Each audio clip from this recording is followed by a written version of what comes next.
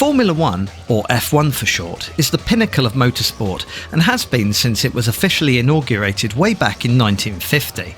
It sees brave drivers racing head-to-head in open-wheel racing cars across tracks spanning the world at speeds up to and over 200 miles per hour. Similar to my WRC video, in this we'll only be looking at games that licensed Formula 1 officially, as there are hundreds if not thousands of unofficial games out there. This means games that license the entire championship of drivers, teams and circuits, either via Foka to Fuji Television, which was a popular early licensing route, or more recent approaches of licensing via Formula 1 Administration Limited or Formula 1 World Championship Limited. There are quite a few games to get through. We'll be looking at a total of 91 titles, some on multiple platforms as well. So get strapped in for the history of official F1 games. Before we begin, there are quite a few games that didn't make the cut. For instance, we won't be including titles like Sega's Super Monaco GP, which included a version of Monaco and even got in trouble for having logos that were a bit too close to real-life cigarette brands, but nothing in this game was officially licensed. Similarly, Accolade's Grand Prix circuit, despite having McLaren, Ferrari and Williams cars, plus 8 real-life tracks, got away without licensing anything officially, as licensing wasn't really a thing when this came out. Even Jeff Crammond's legendary Formula 1 Grand Prix won't be included, as again it had fictional driver and team names, though listed what they should be in the manual, so you could easily change them all back. It was this game in particular that got the attention of Formula 1, and led to games having to be formally licensed in future. I also won't be looking at games that just licensed a single team or cars, so no need to look at things like Ferrari Formula 1 luckily, as it's really not very good. Also, Prost Grand Prix won't be covered here, as that just licensed the one team, as did the rather arcade Hot Wheels Williams F1 Team Driver. And though the latest titles like Assetto Corsa Evo include some beautifully modelled, officially licensed Ferrari F1 cars, they haven't got the official Formula 1 licence either. And then there are the games that license drivers alone. Again, these won't be included, so no Ayrton Senna's Super Monaco GP2, or Mario Andretti's Racing Challenge, nor Johnny Herbert's Grand Prix Championship 1998. We will include some games that license drivers, but only if they licensed Formula 1 officially as well. This video will focus on games where you get to race the car, so I won't be looking at officially licensed F1 management sims, but I'll list them at least. There was Grand Prix Manager, F1 Manager 96, also known as F1 Manager, Grand Prix Manager 2, Team F1, also known as Pole Position, Formel 1 Team Chef, this Japanese F1 GP Nippon game that I can't pronounce, which focused on the failed Dome F1 project, F1 Grand Prix 1996 Team Unai Simulation, Grand Prix World, F1 Manager, F1 Manager 22, F1 Manager 23, F1 Manager 24 and F1 Clash on mobile devices, which started out life also being called F1 Manager. That's a whole lot of management, if you like that sort of thing. Oh, and I'll be pretending the Fortnite X F1 collaboration never happened. Let's not even go there. So with all that out the way, let's jump into the games we are looking at. The very first game to officially license F1 was F1 Grand Prix by Video System, which released into arcades in 1991 and then got ported to the Super Nintendo Entertainment System, or SNES, in 1992.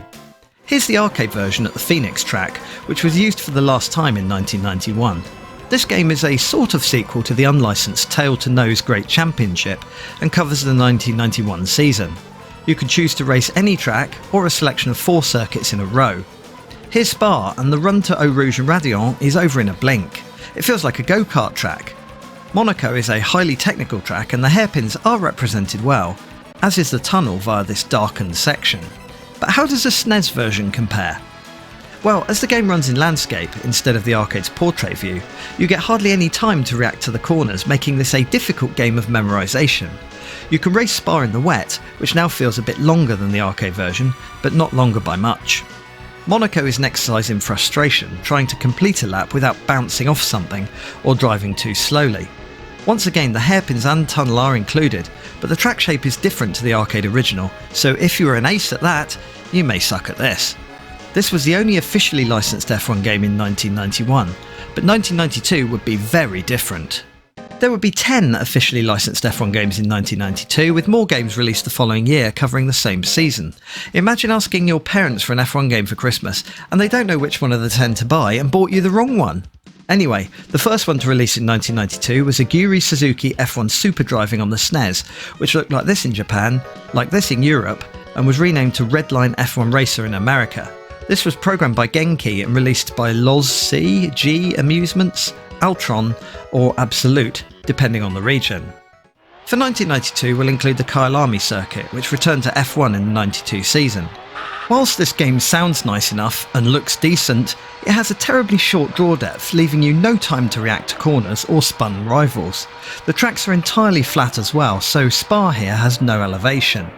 The game also features extremely twitchy handling, making it not very fun to play. Monaco is pretty confusing, with lots of grey dusty runoff and overly wide sections, but it does at least have a tunnel and some water.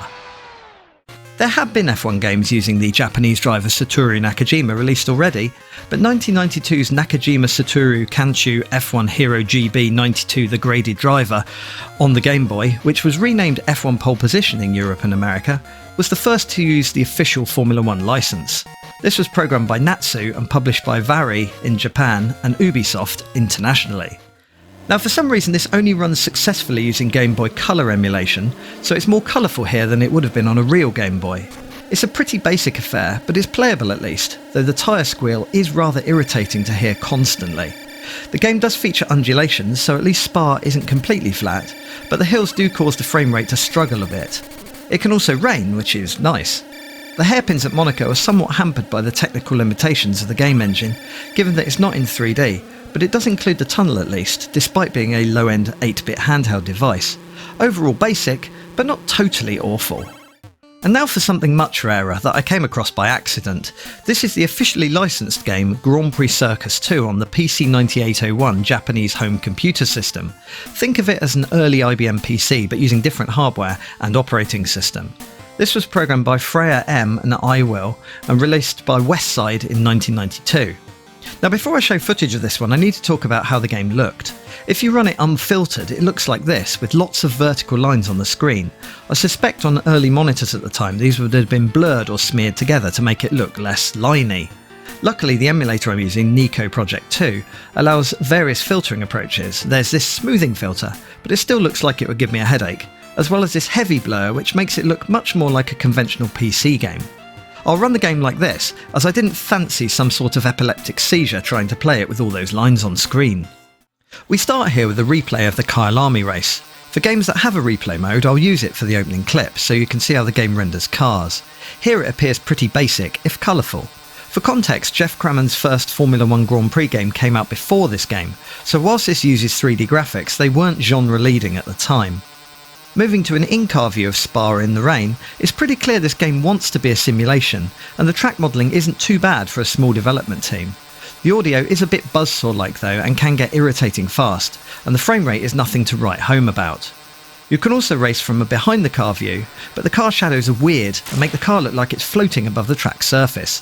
Monaco is a challenge though, as the car doesn't want to seem to turn through the hairpins. Perhaps it required more setup first. The tunnel is here though, as is the water in the harbour, but whilst this game is technically trying hard, it's not hugely fun to play. It's back to the SNES again, this time for Super F1 Circus Limited, programmed by Cream and published by Nihon Busan and Nishibutsu, with additional Team Lotus licensing on top. There were a lot of games in the F1 Circus series, but this was the first to feature the official F1 license rather than just licensing Lotus and tweaking all the names by a few characters. This sounds nice, but it's absolutely awful to play, as the game slows to a crawl when other race cars are on screen. It's also using a much older version of the Kyalami Grand Prix track layout. And look at the track map of Spa. There seems to be two versions of Eau Rouge and Radion as you stumble around the track in the rain. At least the music is jaunty. Finally, here's me struggling around Monaco. Just completing a lap on this stuttering game was a challenge in itself. Compared to the 1991 F1 Grand Prix game, this one doesn't stack up well at all. Avoid it. Speaking of F1 Grand Prix, here's the Part 2 sequel, which released in arcades in 1992, then came to the SNES in 1993. As before, this one's by Video System. First impressions are that this is an iterative sequel in the arcade with smoother gameplay and updated tracks such as Kyalami shown here. You also get 3 turbo nitro boosts to use per race.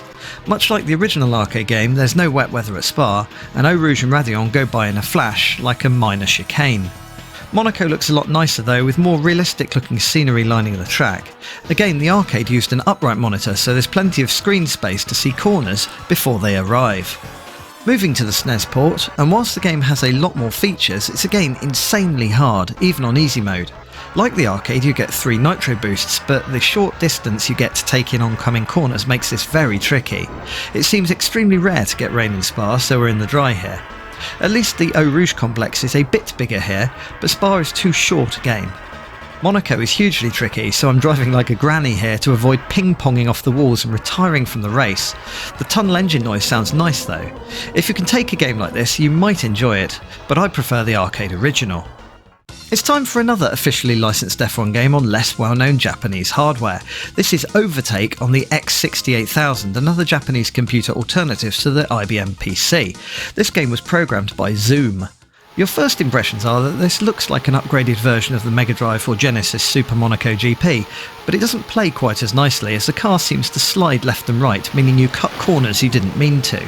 But the car sprites look detailed. Here at Spa, it's nice to see the rain change angle depending on how fast you drive, but despite having a big bold cockpit view, the scenery outside the track is graphically pretty barren. Whilst this isn't a huge issue at Spa, it makes Monaco feel very empty. Plus the grass outside the track doesn't feel right. At least we have a tunnel. The car engine noise is nice though, plus it's great to see each car having its own unique cockpit design, but I can't help shake the feeling that this game looks better in screenshots than it is to play. Next is another SNES F1 game. This one was called Human Grand Prix in Japan, as it was programmed by Human Entertainment, but internationally it was rebranded as F1 Pole Position in Europe and America, and published by Ubisoft, making this essentially the SNES companion to the Game Boy title we looked at earlier, despite that being a Satoru Nakajima title game in Japan. Phew. This game uses the SNES Mode 7 layer for the track surface. It's intended for 2 players, so in single player mode the top screen can be a rear view mirror, as shown here. This means you only have a very small playing area. The car handles quite heavily with analog steering, and the auto gearbox is far too slow to shift down, whilst just touching a rival spins you out of contention. It's a bit annoying. There is wet weather though, and despite using Mode 7, the game does feature some hills at Spa here, and a fair degree of things you can tweak. Cars sound different too, depending on the type of engine they ran. Monaco can look a bit like Mario Kart in the hairpin section, but it does have a tunnel that feels like you're inside a volcano for some reason. Overall, this game is smooth and okay if you like this sort of thing on the SNES. It's time for an officially licensed F1 game on the Mega Drive. I would say Genesis too, but this only released in Japan, where it's called the Mega Drive. This one's another of the Satoru Nakajima titles and is called Nakajima Satoru Kanshū F1 Super License, programmed by Aprinet and published by Vari. I guess someone took a look at all the top-down F1 games on the SNES and thought, hey, the Mega Drive can do that, but faster and twitchier. This was not a good thought. Seriously, this animates faster than Sonic the Hedgehog at times and requires expert-level track memorisation, and touching a rival will spin you out. It's rock hard. Because the game doesn't rotate the track, it does feel massively different to the SNES top-down games though. Monaco took a rather large number of goes to complete a lap without smashing into everything. It's just too twitchy to be fun, I found, but I expect some Japanese players got into a zen-like trance and aced this one. The SNES also received a Nakajima title, this one being called Nakajima Satoru Kanshū Super F1 Hero, a game programmed by Aprinet and published by Vari. But this one is vastly different to the Mega Drive game we just looked at, featuring an in-car cockpit view, which is very rare in Mode 7 games on the SNES. Car sprites are enormous, and you have a massive overspeed turbo boost overtake feature that shows sparkles in the sky when you use it. Spa is entirely flat, and I couldn't seem to get it to rain. There also doesn't seem to be a team selection option, at least in the mode I used to capture this footage. Monaco is suitably tricky, but overly wide, and sadly they made no attempt to include the tunnel at all. This game is very different to the other SNES races seen so far, but it's not entirely convincing. Let's change platforms entirely and head over to the Japanese PC Engine console. Though this console came to North America as the TurboGrafx 16, this game, F1 Circus 92 The Speed of Sound, remained a Japanese exclusive. Programmed by Nihon Busan and published by Nichibutsu, this is another in the long-running F1 Circus series. We previously looked at Super F1 Circus Limited on the SNES. Let's see how this version compares. Well, all tracks go upwards, so even if you know the track, it's hard to know where you are. Some scenery you can bounce off of, but other parts are instant retirement, and rival cars turf you out the way. Here's Spa. You tell me where the hairpin is. And I guess this is Eau Rouge, maybe, or not? Let's try Monaco. Surely the hairpins are represented somehow. Well, that was the hairpin. Here's Portier and the tunnel. Yeah. Some reviewers absolutely love this game, but I retire. The first officially licensed F1 game in 1993 was Final Lap R by Namco in the arcades. This still uses 1992 data though, and released in a number of cabinets like this 2-player unit or this 4-player. There are only 4 tracks and 4 teams to choose from, so here's the Williams car at Brazil. The game features the standard super twitchy Final Lap handling, but with much improved graphics over the previous Final Lap games. It does feel slightly easy in the single player mode, apart from the enthusiastic handling model trying to get you to spin with the slightest touch of the wheel. Spa is run in the evening time and doesn't include rain. There's also sadly no Monaco, as Namco included that in an earlier unlicensed Final Lap game, so here's the Hungaroring instead. The sprite work is pretty nice overall, but it's hard to get over the feeling that the car is a slab of butter and the slightest nudge will see it all over the pan. Or racetrack. Imperfect analogy, but you get what I mean, right? It's time for the first officially licensed F1 game on the Nintendo Entertainment System, or NES, made by Konami. This was called F1 Sensation in Japan, or Formula 1 Sensation outside of Japan. There's a lot of sprite flicker in this game, but it plays pretty well, and is fast for a NES game, well, except when rival cars are on screen. There are only 4 car teams to pick from, but you can choose the colours for each team, and there are no less than 36 drivers. With no other cars on the track, the game is really fast, and does feature hills and dips, such as here at Spa. Monaco is a bit desert-like, but the hairpins are tough, and the tunnel is missing. Sad face. Otherwise, this game is pretty decent given the hardware it ran on. And now we come to the F1 game with the most ports to different platforms. Nigel Mansell's World Championship does actually have the full F1 license and was created by Gremlin Graphics. The Commodore Amiga, Atari ST, PC, ZX Spectrum and Amstrad CPC versions all had box art like this, whilst the CD32 version featured the car on a CD. The SNES version used this artwork, apart from in Japan where it even had a different title. The Mega Drive or Genesis version used similar art to the SNES port, as did the NES version, unless you were in Europe where it was completely different, and Nigel's name was shrunk down. The Game Boy version used the same artwork as other consoles, again apart from some European regions. There was also an unreleased Commodore 64 version which I'll take a look at too, so that's 11 versions of the game to cover. Let's get Nigeling! First up, here's the Amiga version running on a stock A500 spec hardware using the Win UAE emulator. The sound is nicest on this version as it uses a real Renault F1 sample apparently.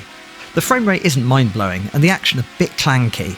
Spa in the Rain is similarly hampered by a frame rate that could do better. Monaco has grass outside which is not accurate, but the tunnel is here and well realised. Now, if you had an A1200 Amiga, or the CD32 is shown here, you can run the game with AGA graphics which look nicer, and a frame rate that's much higher. This is the nicest way to play the game. Each track also has CD music, which can be disabled, but it adds a little something to the game, I guess. Monaco is the same story. Smoother frame rate equals better gameplay. Dropping back to the Atari ST version is a bit jarring. We've got the same challenging frame rate as the A500 Amiga version, but also reduced colours and awful sound. It's really bad to listen to. Otherwise the game plays the same as the Amiga version, but just looks and sounds not as nice. And now for the god-awful PC version. Ported by Astros Productions, this has the right sprites, but that's about where the similarities end. Handling where you barely need to steer, which is lucky as the car moves across the track like a tank. The engine noise goes up and down in steps and sounds ridiculous, and there's no rain in Spa when it's wet. Monaco is even greener than the Amiga version and puts the tunnel on the run down to the hairpin. It looks nice, but this version is completely dreadful. Over to the consoles, and the SNES version is definitely the pick of the bunch gameplay wise. The simulation mode can be a bit too drifty, but arcade is comparable to other versions. A super smooth frame rate makes this a joy to play, along with a lot more trackside items to keep the scenery fresh. However, pit lanes are in the wrong place on most tracks. The engine noise is maybe a bit annoying, sounding like a whining animal a bit too much. Spa in the wet looks nicer than the other versions too. Monaco feels great, though the tunnel has no lights, so is a bit dark. But the developers put the sea on the wrong side of the track. They flooded the city centre. The Mega Drive version is rather unique as it puts the camera behind the car instead. It's the only version with this viewpoint, but the Williams F1 car they modelled here has a T-shaped airbox, which was the car from 1990, not 1992. This game is fast, but not as smooth as the SNES version. For some reason at Spa, the start line is halfway up the Kemmel Straight, meaning I had to do nearly a lap to get to Eau Rouge and Radillon. Unlike the SNES version, the pits are often in the wrong place. Finally, it's another green Monaco, but at least the tunnel has lights in it. Not a bad attempt, but the SNES version outdoes the Mega Drive version.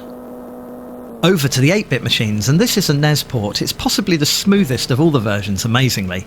Even smoother than F1 Sensation that we looked at earlier, with hardly any sprite flicker, and cars leave sparks as they race. Spa in the Wet does have hills and dips, but there's not many trackside scenery items, so it's very empty, and there are no raindrops.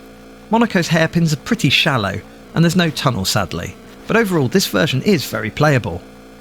Let's move down to the Game Boy version next. This can be run on a Game Boy Color with a red tint. This bravely includes the entire car cockpit, but it's so huge you can't see how close rival cars are, meaning overtaking and even seeing corners is tricky. The frame rate is also a bit low here, which makes it a bit of a chore. For some reason Kyalami is run in reverse in this game. Whoops. Spa starts the race from the downhill GT grid, rather than before the La Source hairpin. Rain is pretty well done, but again the frame rate makes the actual driving rather tiring. Monaco has a lot of bridges in the background, so it feels like Chicago perhaps, but it does have a tunnel, unlike the previous NES version. Over to the 8-bit ZX Spectrum. This computer famously had trouble with colour clash, so they went for an entirely black and white presentation, which makes it a bit difficult to see what's happening.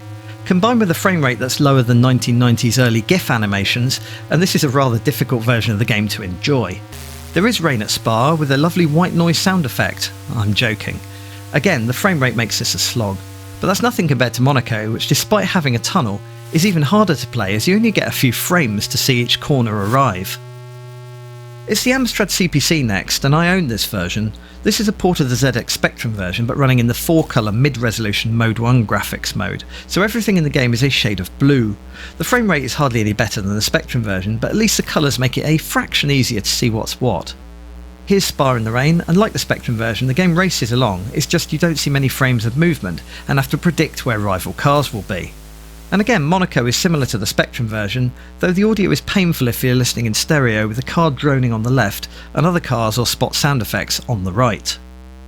Finally, here's a look at the unreleased Commodore 64 version, released via Games That Weren't 64 website. This incomplete version lacks sound, so I'm using the C64 intro music behind the footage here. The road animation is pretty decent, though flickery, and the background scenery jumps around. This was clearly based heavily on the NES version, though it's far short of that version's amazing smoothness, and you can only see one rival on screen at once. Spa is present, though obviously wet weather wasn't included. Also missing are the corner markers of the NES version, but otherwise this version is pretty close. Similarly, like the NES version, Monaco lacks the tunnel. Actually, the game lacks many things, but it gives you a good idea of what they were aiming for before this version was cancelled. It's back to the SNES for the next game, which was called F1 Rock 2 Race of Champions in the West, or Exhaust Heat 2 in Japan. The first Exhaust Heat game lacked the official F1 license. This was created by Sega. The game has you start out in prototypes and F3000 cars across a range of fictional tracks before you get to F1 with its official tracks, which I unlocked with a cheat for this video. This is pretty much F1 rendered as F0, with similar gameplay to that SNES classic. Kyalami here feels a bit desert-like, mind you. Spa in Belgium seems to have been mixed up with Holland, with a lot of beautiful flowers lining the track, whilst Monaco has been moved into the desert for some reason, and lacks the tunnel. It does include water, and the swimming pool in the swimming pool complex though. Odd choices all round. We move back to the arcade next for F1 Grand Prix Star 2, Jaleco's sequel, which did feature official licensing, unlike the original version. This is a fast and twitchy arcade racer with a power booster overtake button. It only features 4 tracks, with only 2 being real-life venues, one of which is Kyalami, shown here. There's some nice sprite scaling, especially in the sky layer, but the frame rate does slow down a bit at times. Here's a Silverstone track, which is running the old layout which was last used in 1990. There's not much to see here though, scenery-wise. It's pretty easy to clip scenery and crash. And here's the fictional Switzerland track. This game also includes a made-up Australian track as well. It's a bit of a shame, as the previous unlicensed title had Hockenheimer Monaco, so this game is a bit lacking location-wise. but at least Switzerland has a tunnel. Here's the first game to feature the 1993 season. It's Super F1 Circus 2, again on the SNES. Unlike the previous Circus titles, this features a nice high-up viewpoint, but sadly a frame rate that is a bit slow. We'll use Donington Park for games of the 1993 season, as it was new for 1993. This is a Japanese-only title, so it's hard to work out some of the quirks in the game, like breaking into the gravel trap is how to retire from a session. The championship mode is pretty involved and even includes interviews, as long as you can read Japanese. As this uses mode 7, all the tracks are entirely flat, which makes Eau Rouge and Radillon more of a chicane than the dramatic turns they are in real life. At least we have rain. The music in this game is pretty repetitive though. Monaco is nicely detailed outside of the track, and does feature a tunnel, despite the viewpoint being much higher up than the other Mode 7 titles. Not bad, but not smooth. Sega had already made several unofficial arcade F1 games such as Super Monaco GP and F1 Exhaust Note, but F1 Super Lap was the first one to use the official license, though it uses the 1992 season, not 1993. The game intro attempts to render TV camera views by cleverly using sprites, which is pretty cool to see, though the cars look rather small here. Like F1 Exhaust Note before it, despite licensing F1, they decided to use a fictional racetrack. The game does have an optional cockpit view though, and an overtake button to give you a boost. It's reasonably sensitive in the handling department, with exaggerated understeer and oversteer depending on how fast you go. Of course, there's also the behind the car camera view. The arcade cabinets can be set up with Williams, McLaren, Ferrari and Benetton teams as the car you drive with. The chicane shows the limitations of the sprite-based approach though, as it feels like you can't turn enough. But the game is smooth and fast, and generally fun to play. Taito released their own F1 sprite-based game around the same time as Sega. It was called Ground Effects initially, though the cabinets with sit-in minicars were rebranded as Super Ground Effects. The game attempts a TV-style view on the intro, but it's lacking compared to F1 Super Lap. This is a San Marino track with a castle on a hill that's nowhere near the track in real life. It's nice to see real-life video clips, but the game is again used in the 92 season despite releasing late into 1993. The game contains a mix of real and fictional tracks. First of all, here's Brazil, which is modelled after Interlagos in Sao Paulo, but has Christ the Redeemer statue from Rio de Janeiro in the background. Like Sega's game, you can only race McLaren, Williams, Ferrari and Benetton. It's nice to see the rain giving way to a rainbow on lap 3 though. Meanwhile, Spain's Barcelona track seems to have been moved downtown from the backdrop. Similar to Brazil, the tone changes on the last lap, this time to evening. Overall, this game is less technically polished than Sega's title and has harder to predict handling, but at least it has a bit more content. Domark released their official F1 game across multiple platforms over 1993 and 1994.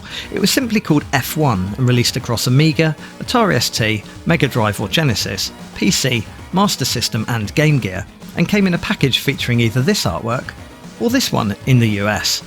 Most versions were developed by the French company Lankhor, based on their previous unlicensed title called Vroom, with the Master System and Game Gear versions by Tech. First up, here's the Commodore Amiga version running on A500 spec hardware. It's a little slow, with limited cars, and uses the 1990 version of Silverstone, which also appears in the Atari ST, Mega Drive and PC versions. The Amiga and ST versions have more animation though when you crash, including wheels flying off or collapsing should you take a big jump through the air. Here's Spa on the Amiga, which has a strange tunnel-like narrow section after Radillon. The pits are also placed far away at the top of the circuit.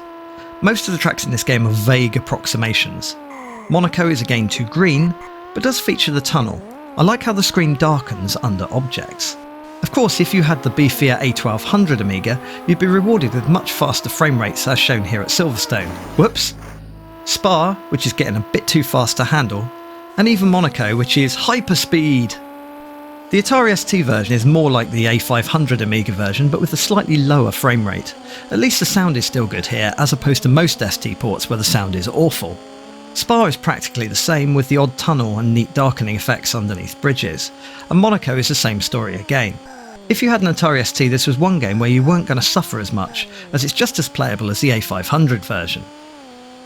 The Mega Drive or Genesis version is probably the most well known. The rival cars have more colour details and your car cockpit looks more realistic, but there are less amusing crash animations and the frame rate, whilst better than the Atari ST, does still struggle with a lot of cars on track. Spa is like the home computer versions, but feels faster when there's no cars around. And Monaco is the same story, comparable to the home computer versions. The darken effect under tunnels and bridges is lacking on the Mega Drive version though. Over to the PC-DOS version. With a lot more power under the hood, this version went to town with the 3D objects. Silverstone is full of barriers, tunnels and underpasses, which is rather ridiculous given it's an open airfield in real life. Spa likewise has a lot more tunnels and items lining the track, which adds to the drama, but not realistically. Monaco is even more green on this version. The tunnel darken effect isn't present, but there are a lot more tunnels here. This is the smoothest version of the game though. Onto the Master System version programmed by Tech. This does have the period correct Silverstone, but only has 8 circuits to race on compared to the 12 on the other versions we've looked at. This uses a behind the car view throughout and can be hard to work out the correct speed to take the turns. The audio is a bit basic too. There's no Spa, so here's a little bit of the Suzuki track instead, which does feature the underpass but is otherwise pretty basic too. Monaco is also lacking from the game, so here's Adelaide, another street circuit. Not that you'd know it, as it's lined with tiny bushes. The Game Gear version is basically the Master System version smooshed down onto the handheld's tiny screen. It's practically identical to the Master System version, both at Silverstone and Suzuka, and again at Adelaide. Overall, if I'd hoped for a 16-bit version of the game and got this, I'd have been a bit disappointed. A quasi-sequel to Aguri Suzuki F1 Super Driving or Redline F1 Racer, Genki's Final Stretch, again published by Loz CG Amusements. This uses a far better Mode 7 effect to render the track. 5 different views are possible in the top window when playing in single-player mode, though the game is aimed at 2-player head-to-head racing. Tracks such as Donington Park here are rather tiny and a bit misformed.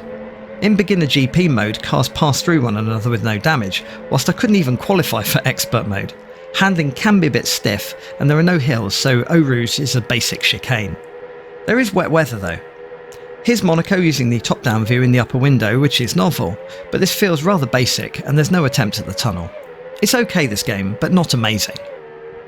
Next up, another SNES title, it's Human Grand Prix 2, known as F1 Pole Position 2 outside of Japan.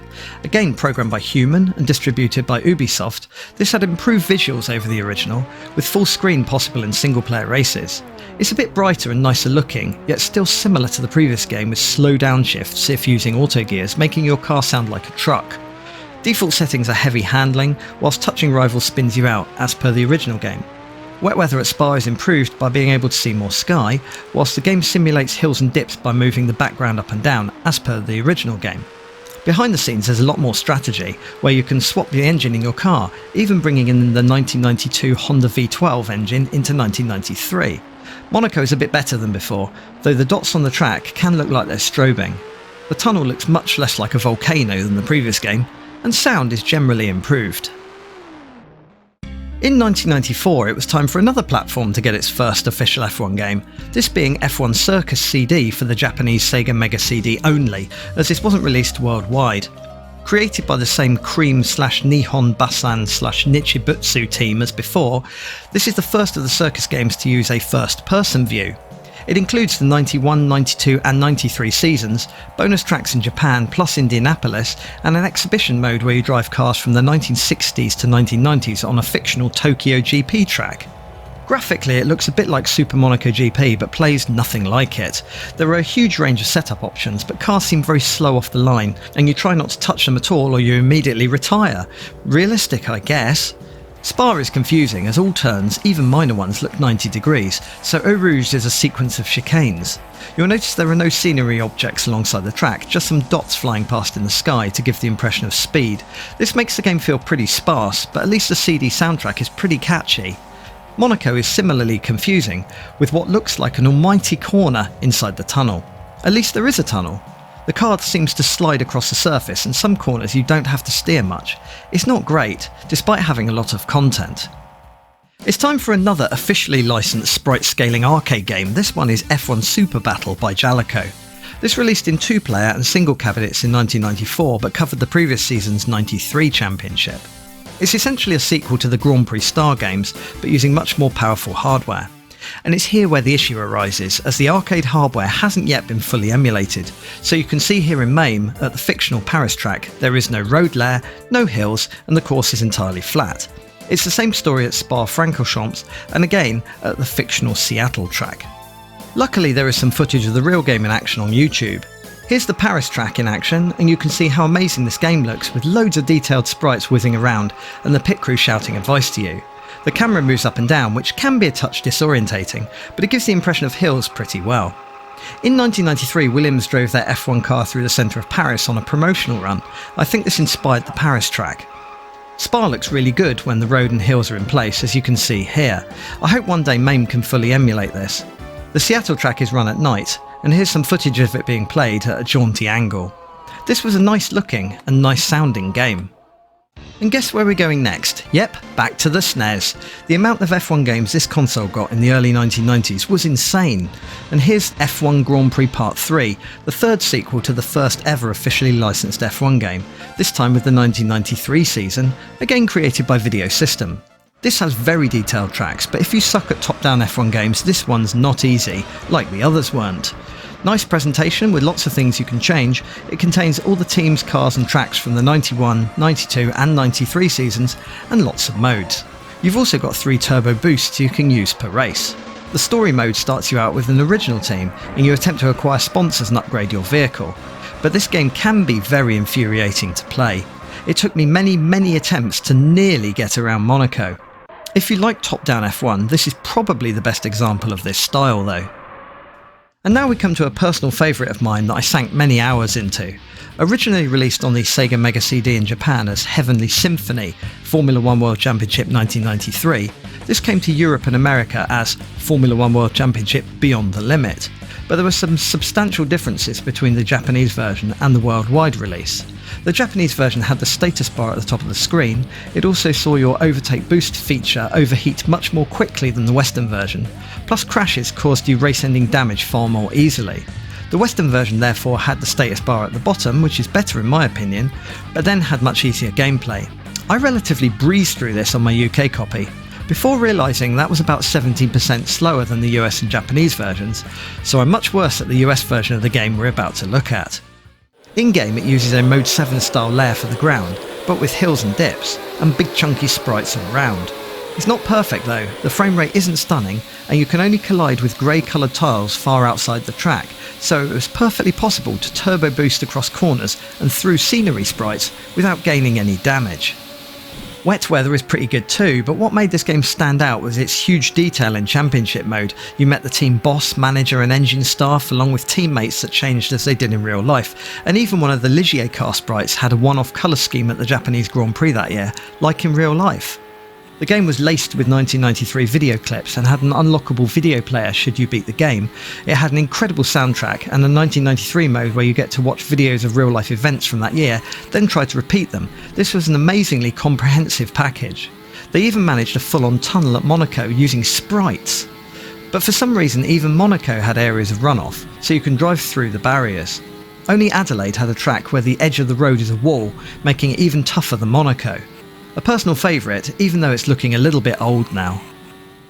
Much like Super F1 Circus 2 was the first game to cover the 93 season, its sequel, Super F1 Circus 3, was the first game with the ill-fated 1994 season on the SNES. Once again, Cream / Nihon Busan and Nishibutsu were behind this game. For 1994 we used the TI Ada, now known as the Okayama International Circuit, as it was the first time it was used in the F1 Championship.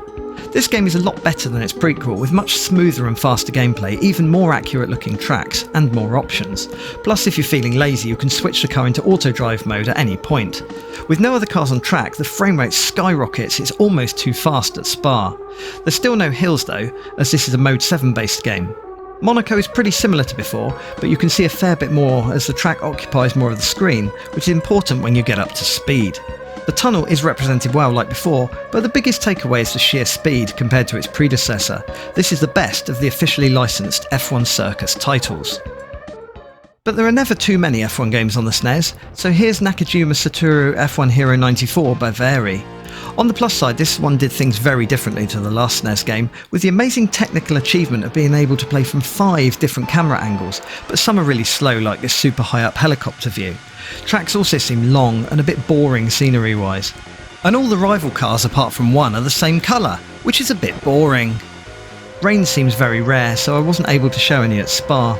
Engine noise is very annoying as it climbs to maximum very early on in the rev range, so the whole race sounds ear-splittingly awful. The game does have lots of car settings though. Like some other games, Monaco is too green outside the track, and it has no tunnel at all. Also, spins can be weird, with you usually facing the way you were going.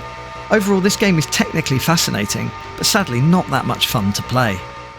Human Grand Prix 3 F1 Triple Battle also launched in 1994 on the SNES, but unlike the previous games in the series, Ubisoft didn't release this as an F1 pole position title in the West, making it a Japanese exclusive. First impressions are that this is very similar to the previous games in the series, but the triple battle in the title meant that you could now have 3-player split-screen races using a multi-tap to connect more controllers. Gameplay-wise though, this has the same somewhat heavy handling and somewhat dull-looking tracks. A few more features like refuelling in the pit stops, but there's nothing groundbreaking over the second game in the series. But it wouldn't be the last either. Domark also decided to release a sequel to their well-received 1993 F1 game and called it F1 World Championship Edition. This released in 1995 on Commodore Amiga, Sega Mega Drive, SNES and Game Gear, but used the 1994 season data.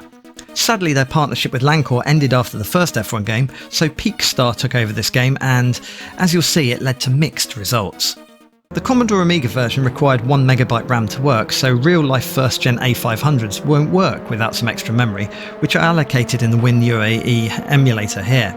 The game does have 2 different camera views, but it feels more slippery, and the frame rate struggles compared to the Lancor-developed previous game. The Pacific GP TI-ADA circuit has the start lane in the wrong place, whilst car collision sounds are silly and sound like someone hitting a snare drum. Spa has windmills for some reason, and still the narrow tunnel after Radion. I like how the audio dips in volume in the tunnels, but the Monaco tunnel tanks the frame rate. If you ran this on the faster A1200 Amiga, you were rewarded with a much faster game, which makes it feel even more slippery, whilst the collision effects sound like the drummer's gone mad. Spa is likewise much faster, and the Kemmel Straight is over in a flash. However, whilst the speed boost is appreciated, Monaco's tunnel still has the ability to completely floor the frame rate. The timing clock on the Amiga runs far too quickly, whether on A1200 or A500 though. So how does the Mega Drive version compare? Well, you've got a much lower frame rate and fewer colours than the Amiga version. It also reuses the audio from the Lancor original game and credits them, which means no snare drum collisions on this one. Otherwise similar in nature, but Spa doesn't have the yellow tint, and there's no rain sound effects on this version. But there are still windmills. Monaco also has the same frame rate fail as you go through the tunnel, but the audio doesn't dip on this version. At least the timing clock runs at the right speed. Let's move to the SNES version. This plays from behind the car only. There are more real-life teams to pick from in this version, but seemingly only one driver profile per team. The cars sound like noisy V8s and are particularly horrible to listen to. The frame rate is pretty poor throughout, whilst again the Pacific GP race has the wrong start line position. Wet weather is a bit darker in this version, and guess what? No windmills! Instead, a lot of hay bales. Realism be damned. The Monaco tunnel starts rather too early and isn't as realistic as the other versions of the game. And whilst there are less scenery objects generally, at least you can collapse the hay bales if you crash into them. The Game Gear version is a rudimentary F1 game for the handheld, but it only has 8 tracks, so I'm using Suzuki instead of TI-ADA here. As you can see, it's okay, I guess, for an 8-bit portable platform. Let's use Brazil instead of Spa. But it has no hills and not much variation in trackside objects. The game might have wet weather, but I never saw it in my playtesting. Monaco's tunnel aims for realism, but then spoils it by having a few extra bridges and tunnels around the track, and it's far too green. Not the worst mini F1 game though. The first game to feature the 1995 season itself was Human Grand Prix 4 F1 Dream Battle. This was another human entertainment game that didn't leave Japan, but it was the most comprehensive yet. As well as the 95 championship, you could play a Dream World Grand Prix, where you can play any season from 1992 to 1995 using any of the teams from those years, so you could race 1992 tracks with 1995 teams, whilst Battle Mode let you match up any cars and drivers from any season, so you can have 92 cars versus 95. Gameplay-wise, it's extremely similar to the previous games though. We'll be using Adelaide for games covering 1995, as it was the final year this track was included in F1. As you can see, if you weren't playing multiplayer, you could now watch the race in the top area of the screen as it happens. Spa is little change from before though, so you get the hill effects caused by the background moving up and down, but not really many other changes. and Monaco is again so similar to the third game it's hard to notice any differences. So this game basically went with the more content is good over big changes. It's the best in the SNES series though. And now we come to probably the most weird F1 game of all time, and the final one on the 16-bit consoles. This was SD F1 Grand Prix on the SNES, which was resolutely a Japanese-only title, probably just down to how very strange it was. I presume the SD stands for super deformed, i.e. characters with very large heads and small bodies. But the heads were not faces, but animals.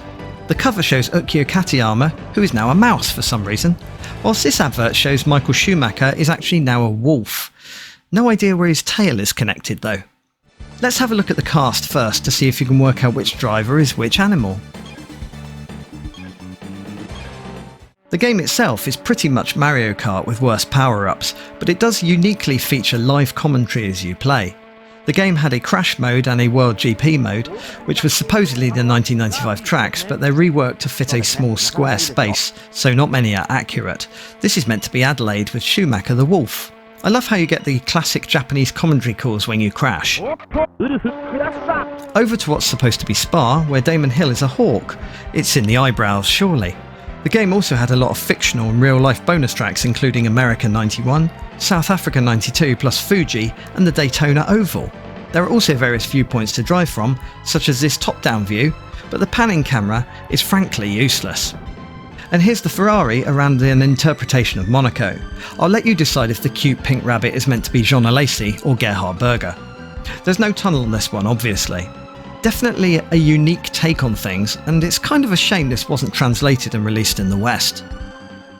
And now, in the autumn of 1995, came another 3D polygon-based official F1 game, and it was one most people may not even be aware of, as it was called F1 GP, and it was released on the Panasonic 3DO console.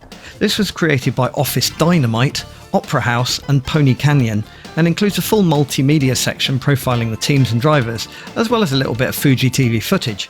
But was it any good? No. No, it was awful. This is the worst performing F1 game of all time. The 3DO had the Need for Speed by EA, so this shouldn't be performing so badly. It is possible to overclock the emulator, but that's not how it performed on real hardware, plus it still speeds up and slows down. And despite this, it's got very, very simple track and car modelling, as you can see here at Adelaide. It's a weird kind of fun to see Eau Rouge and Radion modelled so simply, using so few polygons, even if this is a slog to drive, especially in the wet. The frame rate picks up a bit on the Kemmel Straight though, where there's no scenery, but the skidding sounds like someone blowing on the microphone. Monaco, bizarrely, seems to run a bit faster than Spa. I can see the car 3D polygon budget wasn't particularly high though, and amazingly it largely has the right shape to the track despite being so simplified, including the tunnel. But overall this is no fun to play, with inconsistent physics and any collision resulting in you coming to a complete standstill. It's amazing they even tried to do this, but generally I wish they hadn't. And now over to something a lot better that was sadly gimped in the Western release. F1 Live Information was programmed by Bell Corporation and released by Sega on their new Sega Saturn console. In the West it was released as F1 Challenge, both in Europe and the US. It's amusing how the thinner boxes caused the Ferrari and Williams cars from the original artwork to be entirely cut off though. First, let's look at the Japanese original, see if you can see what's unique about it. ドイツグランプリ、いよいよスタートです。さあ、レッドシグナル、そしてグリーンシグナル、一斉にスタートを切りました。各マシン、勢いよく飛び出していきます。 Yep, it uses rolling commentary discussing the circuit, drivers and in-race action. The TV camera is an optional pop-up window which shows the race from a TV camera view. This can be switched off though to double the frame rate. Unfortunately, the Western release dropped the unique commentary aspect of the game, presumably because they'd have had to re-record it in numerous languages. Instead they added music and made the TV screen a rear-view camera instead. Again, like the Japanese original, you can turn this off for a massive frame rate boost. This game features arcade-style gameplay with no damage, only 5 selectable drivers and just 3 real-life tracks, the first of which is Hockenheim, shown here. Next up, let's go in-car at Japan in Suzuka. This is rather more swoopy than real life, feeling almost like Eau Rouge in the S's. There's no wet weather in this game though. The third real-life track is Monaco though, which has a really catchy tune. However, in parts the road surface feels more simply modelled than even the 3DO game, as your car leaps around in the hairpins feeling like it's falling down a flight of stairs.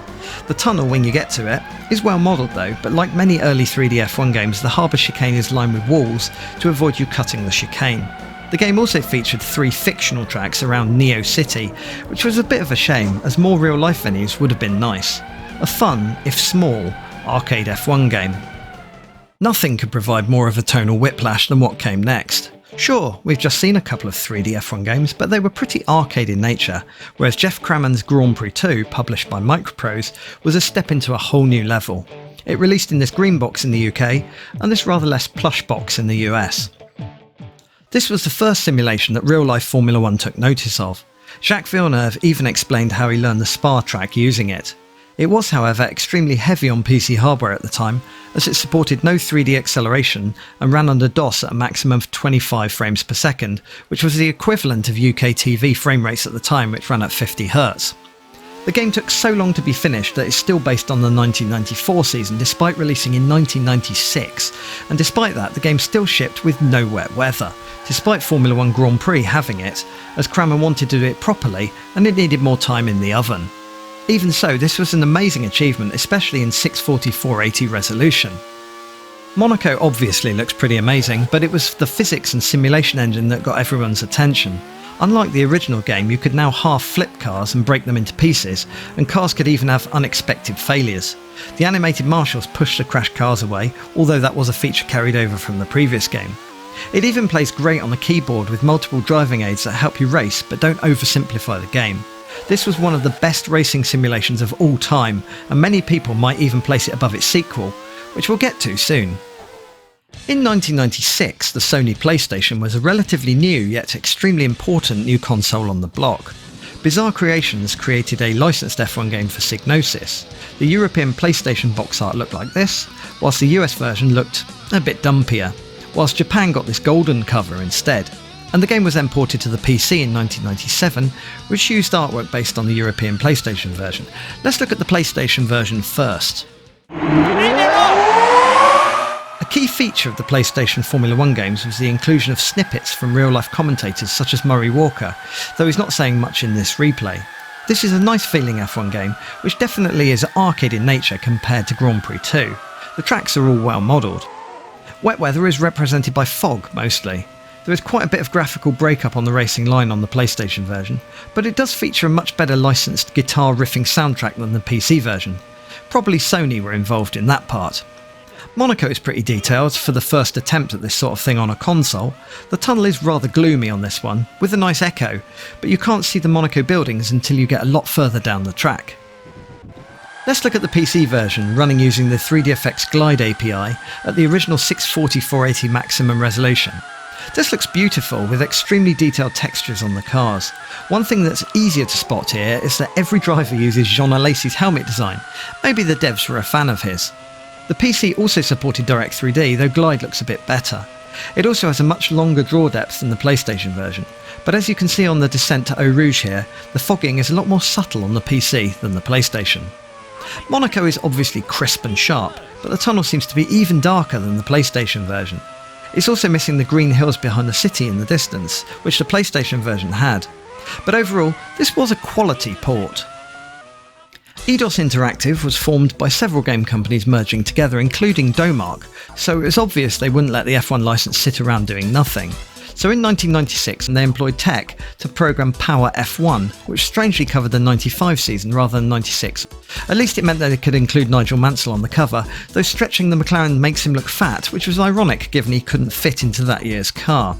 The US version had different box art though, but used an IndyCar instead, perhaps intentionally, or maybe it was just a cheap image to license. Random fact, this game was called Full On F1 during development, and even saw a demo called that, but I'm glad they changed it. This game required DOS to run, so it was a bit of a dinosaur. It has colourful detailed tracks, but is let down by rather ugly car modelling, with sprites for wheels. It is possible to tip and even flip cars, but the crash animation is preset. If you run the game in low res, as shown here at Spa, the car's steering wheel animated, but it looks way better in high res. It's a hard game to get running smoothly on DOSBox. I used DOSBox X and had to change the speed of the CPU between low and high-res modes, or the animation stops whilst the timer continues. The game featured somewhat clunky arcade handling, and whilst it was colourful, Bizarre Creations and Psygnosis' previous Formula 1 game made this look pretty silly. The awful low-quality CGI transitions between game menus didn't do this game any favours either. Whilst the previous two SNES Human Grand Prix games didn't come to the West, we did get the next one on the Nintendo 64. In Japan this was called Human Grand Prix The Next Generation. It lacked the official F1 license entirely and wasn't as fully featured as the Western release, but it did have a cool video-like animated intro. In Europe and the US, Ubisoft rebranded it into F1 Pole Position 64, bringing back the name they used for the first two SNES ports that they brought over in the past. There aren't any replays, but there is an intro sequence, so here's the Albert Park track in Australia, which we'll use in games that cover 1996, as it was brand new that year.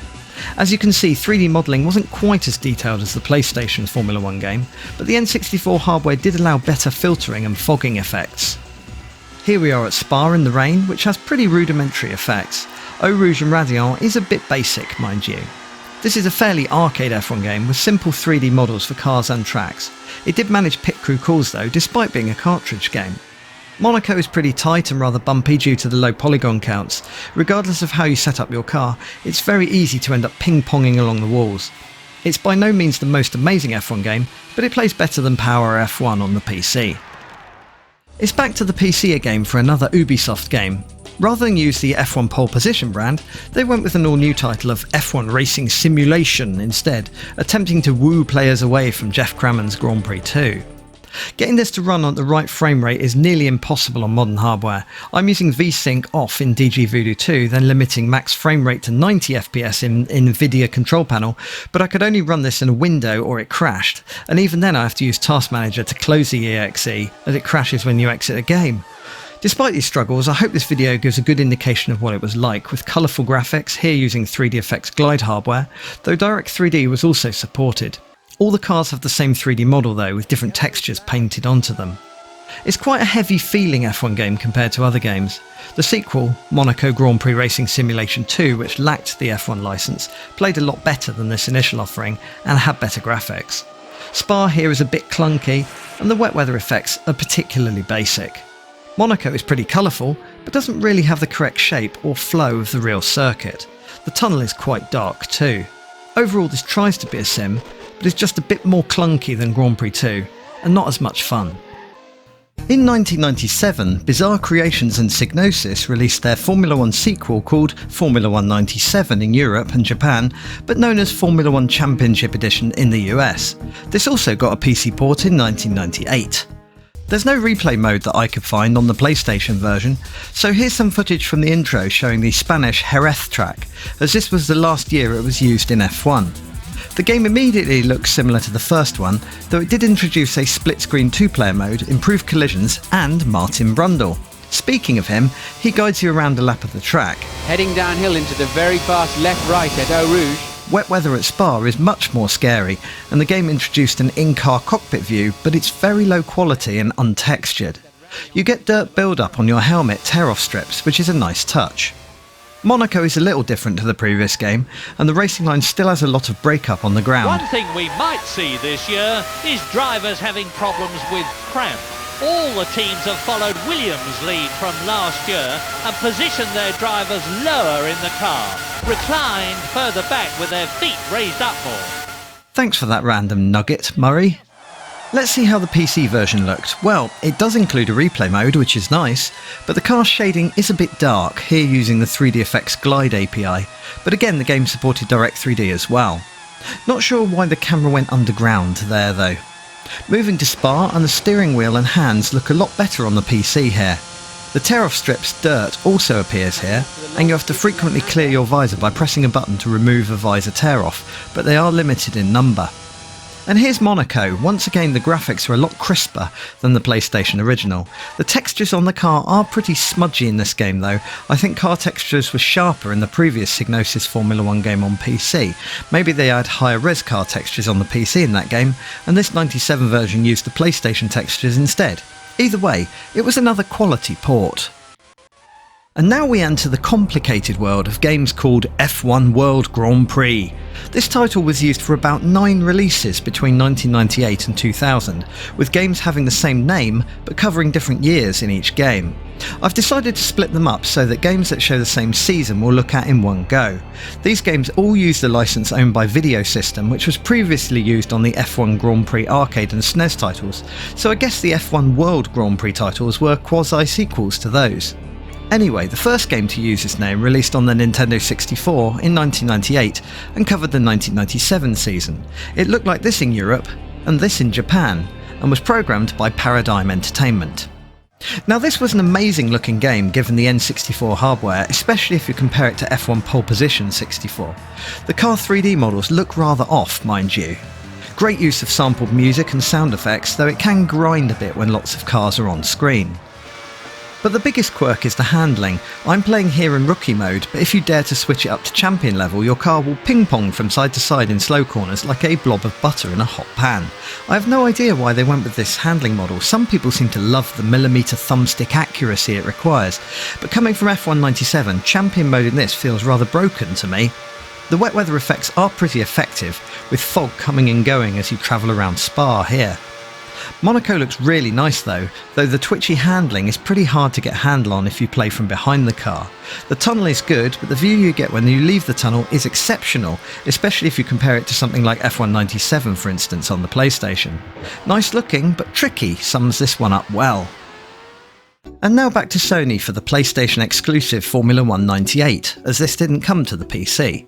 Bizarre Creations had left the F1 games and went on to make Metropolis Street Racer and the Project Gotham racing titles, so Psygnosis brought in Visual Sciences to program the next F1 game, which released in a box like this in Europe and this in the US.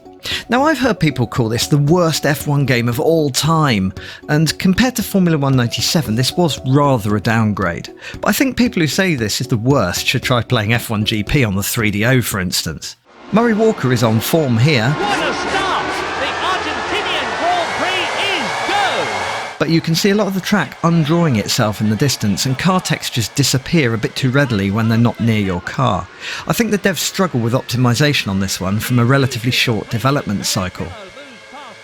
Here's Spa in the rain. We've got a very short draw depth, which isn't particularly helpful, and rear view non-mirrors. But handling wise, this didn't feel terrible to me, and it sounds pretty nice. The handling is a bit heavy though, as though when you accelerate it, it reduces the amount you can corner, making corners like Eau Rouge and Radillon very hard to get right. Similarly, the hairpins in Monaco become something of a chore due to the way accelerating makes you straight line into the nearest wall. There's a fair amount of breakup around textures, which is especially noticeable in the tunnel. There's also no sign of Monaco when you leave the tunnel due to the short draw depth. Overall, it's a big step down from Formula 1 97, but it's not the worst F1 game. And now it's time to look at the next wave of games in the F1 World Grand Prix series. These were released in 1999 and covered the 1998 season in-game. There is, however, an interloper here, which is official Formula 1 racing on the PC, which does use the Video System license as well, and was programmed by Lancor, who made the first Domark F1 game. I've included it here as it's heavily connected to the F1 World Grand Prix series, as you'll see in due course. We then have F1 World Grand Prix on the Game Boy Color, programmed by ITL, the first entry of the game on that handheld. As the N64 had already had one F1 World Grand Prix game, 99's entry was called F1 World Grand Prix 2 and was again developed by Paradigm Entertainment. The Dreamcast had an F1 World Grand Prix game too, this one programmed by Video System themselves. Let's start with official F1 Racing, which has an interesting backstory. It started development in 1997 and was based on the 1995 season, as these early work-in-progress screenshots show. For a while it was going to be called Power F1 for Windows, which was a terrible idea for a name. Official Formula 1 Racing sounded a lot more competent. So this game was quite out of date by the time it released in '99, with some last-minute support for 3DFX Glide and Direct3D APIs. This meant that effects like the rearview mirror shown here don't work at all in Glide or D3D. Amusingly, you also get a reflection in the driver's visor that you can even try racing using just for fun. This was programmed in a software engine. Crazy times! Additionally, the software version featured lighting effects that were somewhat reduced in the 3D version, such as how the sun reflects off car bodies. Actually, looking at the grass here, the devs even managed software-based filtering, so it's not all massive pixels. Kudos to Lancor. Switching to Glide, you can see how the lighting on the cars is a bit less satisfying, and everything feels a bit more blurry and smudged. It's one case where 3D effects or Direct 3D didn't make things hugely better. Moving to Spa in software mode, you can see how we get working rearview mirrors and dense fog, as well as subtle lighting on the car body. However, in Glide mode, the mirrors don't work, the fog seems to be entirely absent, and the lighting just feels more flat somehow. Finally, here's Monaco in software mode. Look at how the lighting plays over the car body. Looking at the same in Glide mode, and it feels a bit basic. Note also this game is pretty tricky to get running on modern hardware. I'm using DSOAL to reduce the crackling audio and DG Voodoo 2 to get the graphics working. It's also pretty sensitive to drive with quite a large dead zone in the middle of the controls, and is fairly arcade in nature. Over to the Game Boy Color version. Crazily, the game had a video intro sequence on the Game Boy Color. It's got very simple gameplay with your car sliding from side to side of the basic looking tracks. Eau Rouge is just a simple chicane, and the wet weather effects aren't anything to write home about. There's also no tunnel in Monaco, so this all looks pretty boring, plus the sound is awful with your car sounding like a tractor. Here's F1 World Grand Prix 2 on the N64. This one only released in Europe, so runs at an even lower frame rate than the first game. The car models look a bit better, but the cars in this replay appear to turn strangely on corners, like they're sliding around bends. Like the first game, the visual effects in the rain are glorious, but the low resolution does make everything a bit smeary in places. However, this game has the same turn-on-a-dime slow-speed handling that causes numerous issues at tight circuits like Monaco, with you turning further than you wanted to and bouncing off the walls far too often. Again, some people might absolutely love this game, and it has a lot of interesting modes and features, but I felt it was a little bit awkward to actually play. Finally, here's the Dreamcast version. TV cameras make cars look not very natural as they stop and go and slide around the corners, which is a bit similar to the N64 game I guess, but the resolution here is a lot higher, as is the frame rate. There's supposedly an arcade cabinet of this version of the game running on Sega's Dreamcast-based Naomi hardware, but I found absolutely no evidence of it existing online, apart from people listing its name on various websites. The wet weather effect is really interesting, with bands of shading moving towards you, feeling like pulses of rain. I'm not sure it's terribly realistic, but it's challenging to drive through. If you corner without accelerating, you will swap ends. This is not quite as sensitive as the N64 games, but not far from it in expert mode. Tricky stuff. Monaco again suffers from twitchy handling, which can make it hard to stop bouncing off the walls. The track model also has some barriers at really dangerous angles compared to real life. The hairpin section looks really rather nice, with lots of detail and good texture work. The tunnel is modelled well, even if I struggle to steer here, and the harbour is full of detail. It's not too bad if you can get along with the handling. Before the F1 World Grand Prix games that cover 1999, let's jump across to Formula 1 99 by Studio 33 in Psygnosis, published by Sony on the PlayStation, with either this box art in Europe or this in the US. Unlike Formula 1 98, this one also did come to the PC. Here's the PlayStation version. As it covers the 1999 season, I'll use the Sepang track in Malaysia, as it was new for that year. First impressions are that this feels quite like Formula 1 98 but with better graphics. In reality, the track models seem to have been ported over, but a whole new developer, Studio 33, took over the series from here, and it's a large improvement over Formula 1 98, but does have very sensitive handling and is prone to spins if you brake too hard. Spa in the Wet shows how things have changed, with a nice splattery rain effect and a true 3D cockpit with working mirrors, even if you do sit too high up. The reflections on the bodywork look great. Here's Monaco, which is maybe a bit gloomy, with a blue-grey filter over everything. The tunnel lights are nice though.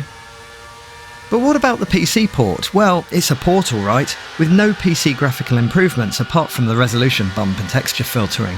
The way reflections work on the car are actually nowhere near as nice as the PlayStation version, and the car engine has an annoying droning sound in the background which you can hear clearly here at Spa. Again, look at the car reflections, they don't move towards you like they did on the PlayStation, whilst the raindrop splat effect seems to scale incorrectly at high resolution, so the splashes on the road are far away and barely noticeable. Monaco is a similar story, it's gloomy and grey and unpleasant. There's not much to recommend this over the PlayStation version, it also crashes a lot in the menus. I'd avoid this generally.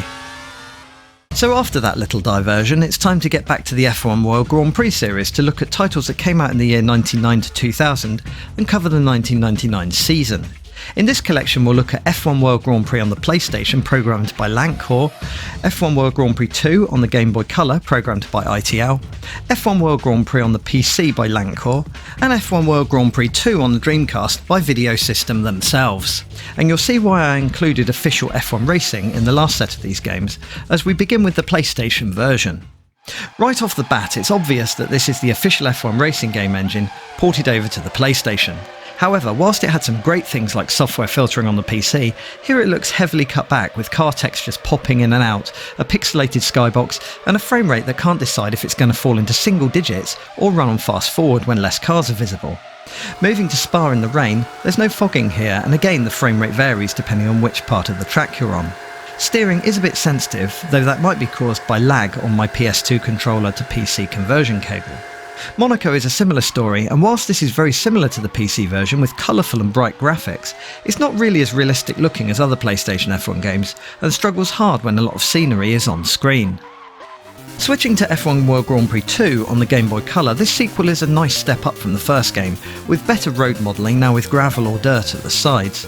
Cars sound a bit better and less like a tractor. There's also music, but it gets boring fast. Tracks now have hills, so Eau Rouge and Raidillon is a bit better. And Monaco actually now has a tunnel, though it's a pretty weak implementation. Cars accelerate strangely though, fast, then slow, then fast again before shifting up. Maybe that's an auto gearbox feature to encourage manual shifting. Either way, it's not easy to catch up rival cars, even on rookie mode. And now back to the PC for Lancor's sequel to official Formula 1 racing. This is what it looks like with proper Direct3D support and high-resolution textures. The game has improved handling, though still rather an arcade affair. Accelerate, brake or steer too much and you'll understeer to your doom. There's this optional funky in-helmet view, but it's too narrow and too purple to use here at Spa, so I'll switch it off. I'm showing the various look to Apex type effects. These were in official Formula 1 Racing 2, but I left them off in that game. There are a few slightly flickery graphics here, and you have to use DSOAL to get the audio to be slightly less scratchy on modern hardware. You can manually dial up the fog intensity, but there's a bug on some tracks like Monaco, where everything is blue until you tweak the fog slightly, and then it looks like this. Despite the sharper textures, the low quality modelling of the road surface in Monaco really shows through, as your car feels like it's floating over the track at several points. It really feels like official Formula 1 racing with a high quality texture pack at times. Lancor would return to the PC with Warm Up in 2000, but that lacked the official licence. Shifting to the Dreamcast for F1 World Grand Prix 2, and it looks and plays pretty well. Damage is well done with breaking wings and wobbly wheels affecting handling. However, steering, using Simulation Hard Mode, is a bit odd, steering slowly at first, then rapidly, so you can easily steer too much and end up clanging an inside barrier. Like the previous game, weather is set up in a top-level options menu, so every race can have the same weather if you don't fiddle about with that.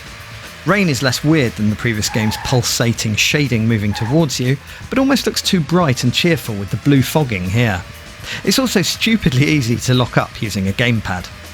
Monaco looks very nice too in this game, but again the weird handling takes a little getting used to, and the behind the car close view gets perhaps a bit too close to the car at times. Overall it's a decent game, and it might have been nice if this had been ported to the PC, possibly better than Lancor's version of the game. And that concludes the 1999 season F1 World Grand Prix games. We'll be back for the 2000 season versions shortly. As the year 2000 dawned, Electronic Arts were getting on the official F1 action, with F1 2000 on the PlayStation, programmed by Visual Sciences, who previously did the lamented Formula 198 for Psygnosis. The box art looked like this in the US, and this in Japan. Got to big up the Honda team there. It also came to the PC, but this version was programmed by Image Space Inc. or ISI. Let's check them out. The PlayStation game is pretty decent, with not too bad handling and graphics that are a lot better than Sony's F1 99. It does struggle when a lot of cars are on screen, such as at Indianapolis here, which was new in the year 2000. It does support widescreen, but it cuts off some of the picture, so I'm sticking to 4:3 aspect ratio for these clips. The cockpit view feels more like bumper cam, being so close to the track it's hard to even see the road in Eau Rouge and Raidillon. Kemmel Straight seems very short on this game. Monaco is pretty good in this game with some nice lighting, especially inside the tunnel. The car looks like it's pivoting a bit strangely though when using this view. The PC version is very different, based on the engine used in ImageSpace Inc.'s previous game, Sports Car GT. Handling feels pretty heavy, perhaps it was based on the GT car then tweaked. The game runs up to 1024 by 768 resolution, but has some pretty noticeable level of detail reductions as the car reflections only appear when cars are really near the camera. There's no rain in this game, as like Jeff Cramond's Grand Prix 2, they needed more time to get it programmed. Spa is possibly the worst 3D model of the track ever, with Eau Rouge looking completely wrong, and hills and dips that don't exist in real life, and the Kemmel Straight looks pretty post-apocalyptic. Monaco is very lumpy and bumpy, and also too wide in some places, and everything has this pretty drab look. Luckily, things would improve greatly on the PC, as ISI got their programming up to scratch in future iterations of the game. This wasn't as nice as the Jeff Cramond games. And speaking of Jeff Cramond, the next official F1 game to release was Grand Prix 3 on the PC. Whilst this was released in the year 2000, like Grand Prix 2, it was fashionably late and covered the 98 season. Now, I'm running the game using its software 3D engine in order to show the light sourcing effects that play across the track, car and scenery objects. Whilst the game has a direct 3D mode, it has a few effects that look possibly a touch better in software mode, but the pixelated backdrops here aren't one of those, as you can see in Argentina. Both software and direct 3D modes run at a maximum of 25 frames per second though, similar to Grand Prix 2.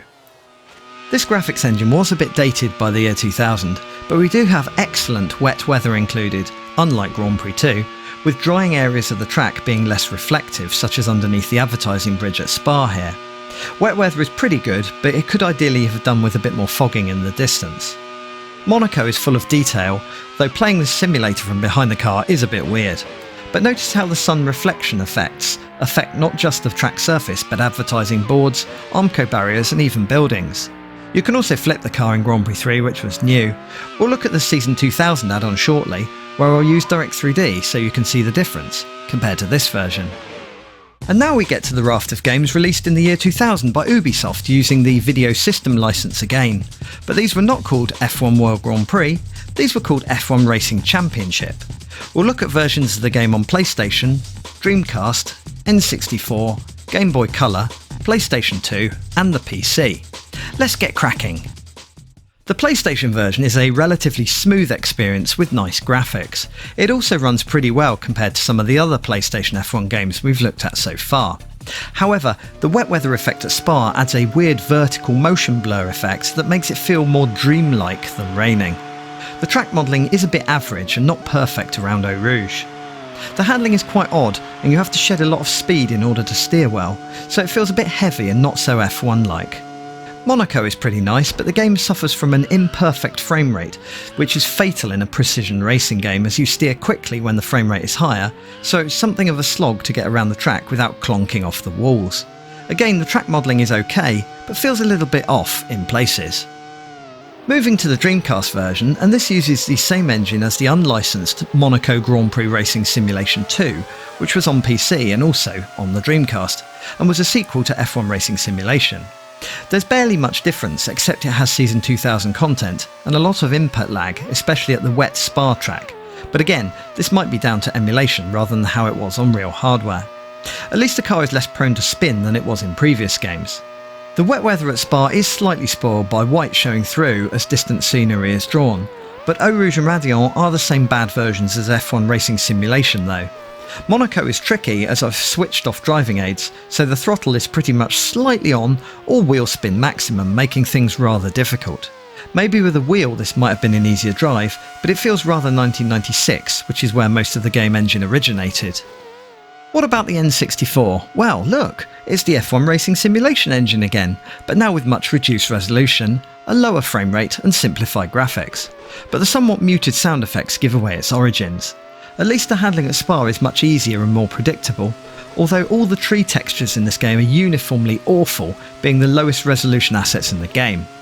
Monaco is the same version as seen before, though lower quality everywhere, and the emulator I'm using kept on going into slow motion for some reason. Still, you get an idea of what the game is like, at least, which is a blurry, smeary, low-res version of F1 Racing Simulation on the PC. The Game Boy Color version has a very different feel to previous Game Boy F1 titles, but it's still pretty basic. Rival cars appear to be beatable off the line, but in corners they all whiz by and disappear into the distance. The game does have a cockpit view too, but you have to pause and go into the options in order to switch between viewpoints. Eau Rouge has been attempted here with a hill in place, and the backdrops use sizable parts of the real-life track. However, the game causes you to scrub off speed just by getting a bit near the edge of the road, making it feel very narrow and difficult to stay up to speed. Monaco is okay. All tracks use a change of road style for corners, which keeps things fresh. Monaco also attempts to show the tunnel by darkening the road surface, but there's no tunnel roof. This is overall a tricky little game. The PS2 version uses a totally different engine to other versions. I'm running the Japanese version of the game as it's the only one that runs at 60Hz. The game generally looks quite gloomy. Malaysia here I've chosen cloudy skies, but it looks like it's ready to rain. The TV cameras should zoom in a bit more as the cars look miles away. By the way, Spa in the wet is a bit challenging, but I do have some driving aids turned on here as for some reason the analog sticks wouldn't steer the car in this game, and it's more than a little tricky to drive using a D-pad. Monaco is also a bit gloomy looking, even though running in sunny conditions, but the track is well modelled. It does get very bright leaving the tunnel for a while though, before fading back to grey. Finally, it's the PC version. This uses amazingly detailed GPS modelled tracks, but has somewhat wayward computer controlled cars that often drive like idiots. Apparently they're meant to learn as the game goes on, but I'm not sure they do. The graphics engine is crisp and sharp, but can feel a little cold and clinical at times. Also, no controllers seem to work for me though, so I'm playing on keyboard, which is extremely twitchy, especially at a wet Spa. There's not enough fog and no reflection effects on the road though. However, Monaco looks amazing, with a lot of detail compared to other PC games we've looked at so far. Now, the next game to feature F1 officially was rather controversial. This was EA Sports F1 Championship Season 2000. Yep, this was the second year 2000 game by EA. F1 2000 was released really early in the year, so they tweaked and tucked the game and reissued it in autumn, whilst adding a few more platforms. We've got the PlayStation version, which looked like this in Europe, and this in the US, programmed by Visual Sciences. Then came a PS2 version, which looked like this in Europe, and this in the US, which was developed at EA Redwood Shores. The PC version was again programmed by ImageSpace Inc. and would also be ported to the Mac, whilst the Game Boy Color port was by Teartex. The PlayStation version was a small step up from the previous F1 2000 game. It does support widescreen but cuts off some of the picture, so I'm sticking to 4:3 aspect ratio. It's still particularly slow with lots of cars on screen, but does have lots of action like cars retiring on fire and losing wheels though. Spa in the wet is little different, and the camera position still feels too low to see where the corners are. Engine noise is hugely improved however. Monaco still has the same slightly off 3D model with Armco instead of a pavement in the hairpin, and the tunnel is a bit too close to Portier, but at least there are no artificial barriers in the chicane in this version. The PS2 version has a much smoother frame rate than the PlayStation, but the engine noise sounds much worse. It does support proper widescreen without cutting off some of the top or bottom of the picture though. There's no cockpit view, only the T-cam. Track modelling is improved, but the curbs at Eau Rouge are a bit wide, as is the Kemmel Straight. Monaco is a step up, but the track modelling is a bit off around some parts of the track, and the tunnel sound effects are a little bit weird. The PC got an improved version of F1 2000, but it wasn't improved by a huge amount. At least my steering wheel worked in this version though. Graphics are not massively changed over the first version. I guess scenery is more accurate to real life as this massive orange banner now blocks your view in Indianapolis. Wet weather finally arrived in this version though, as did a heavily remodelled version of Spa, which whilst not perfect to real life, at least you will no longer get lost driving around. Monaco is much brighter and more colourful, but the default behind the car view is nearer and higher up than F1 2000, making it a bit harder to see around the corners as the camera doesn't follow the car very much. Overall, this was a good progress, but not hugely so. These days this would have been a patch for the original game rather than a whole new boxed version. The Game Boy Color version is wacky. It uses a weird pre-rendered video style approach to tracks, a bit like CD-ROM FMV based games like Mega Race, with pre-canned corner sections, which makes racing tricky because as you slow down the animation on corners slows down and you end up coming to a standstill too easily when you didn't mean to. Rival cars are hard to avoid, but they do collide with each other and spin into retirement sometimes. It's actually quite difficult with driving aids disabled, as cornering in one direction for too long spins you out. Scenery at Spa isn't so well cut out, see the blocking around banners over the track for instance. At Monaco it's nice to see the hairpin has its own unique animated part, even though I slow down too much. The tunnel also works well enough. This one stood out from other Game Boy Color F1 games. But what about Sony's F1 series? Well, Formula 1 2000 shouldn't be mixed up with EA Sports F1 2000, as they're different. This came out on PlayStation in a variety of boxes across Europe, and was the start of games using different covers for different regions. This version was made again by Studio 33. There was also a Game Boy Color version released, programmed by Tarantula Studios. Psygnosis, who were previously involved with publishing these games, were absorbed into Sony as Studio Liverpool, so there was no PC port of this, or any other Sony F1 game. The second game from Studio 33 saw small improvements over Formula 1 99. The car is less twitchy, but it's a bit harder to work out how slow you need to go in the corners, as the engine sound is a little bit muted. Murray and Martin were back on commentary duties though. The graphics are overall a touch better than the previous game in the series. I do prefer the new in-car cockpit to the previous game, though it still feels like you're sitting a little bit too high up in the cockpit.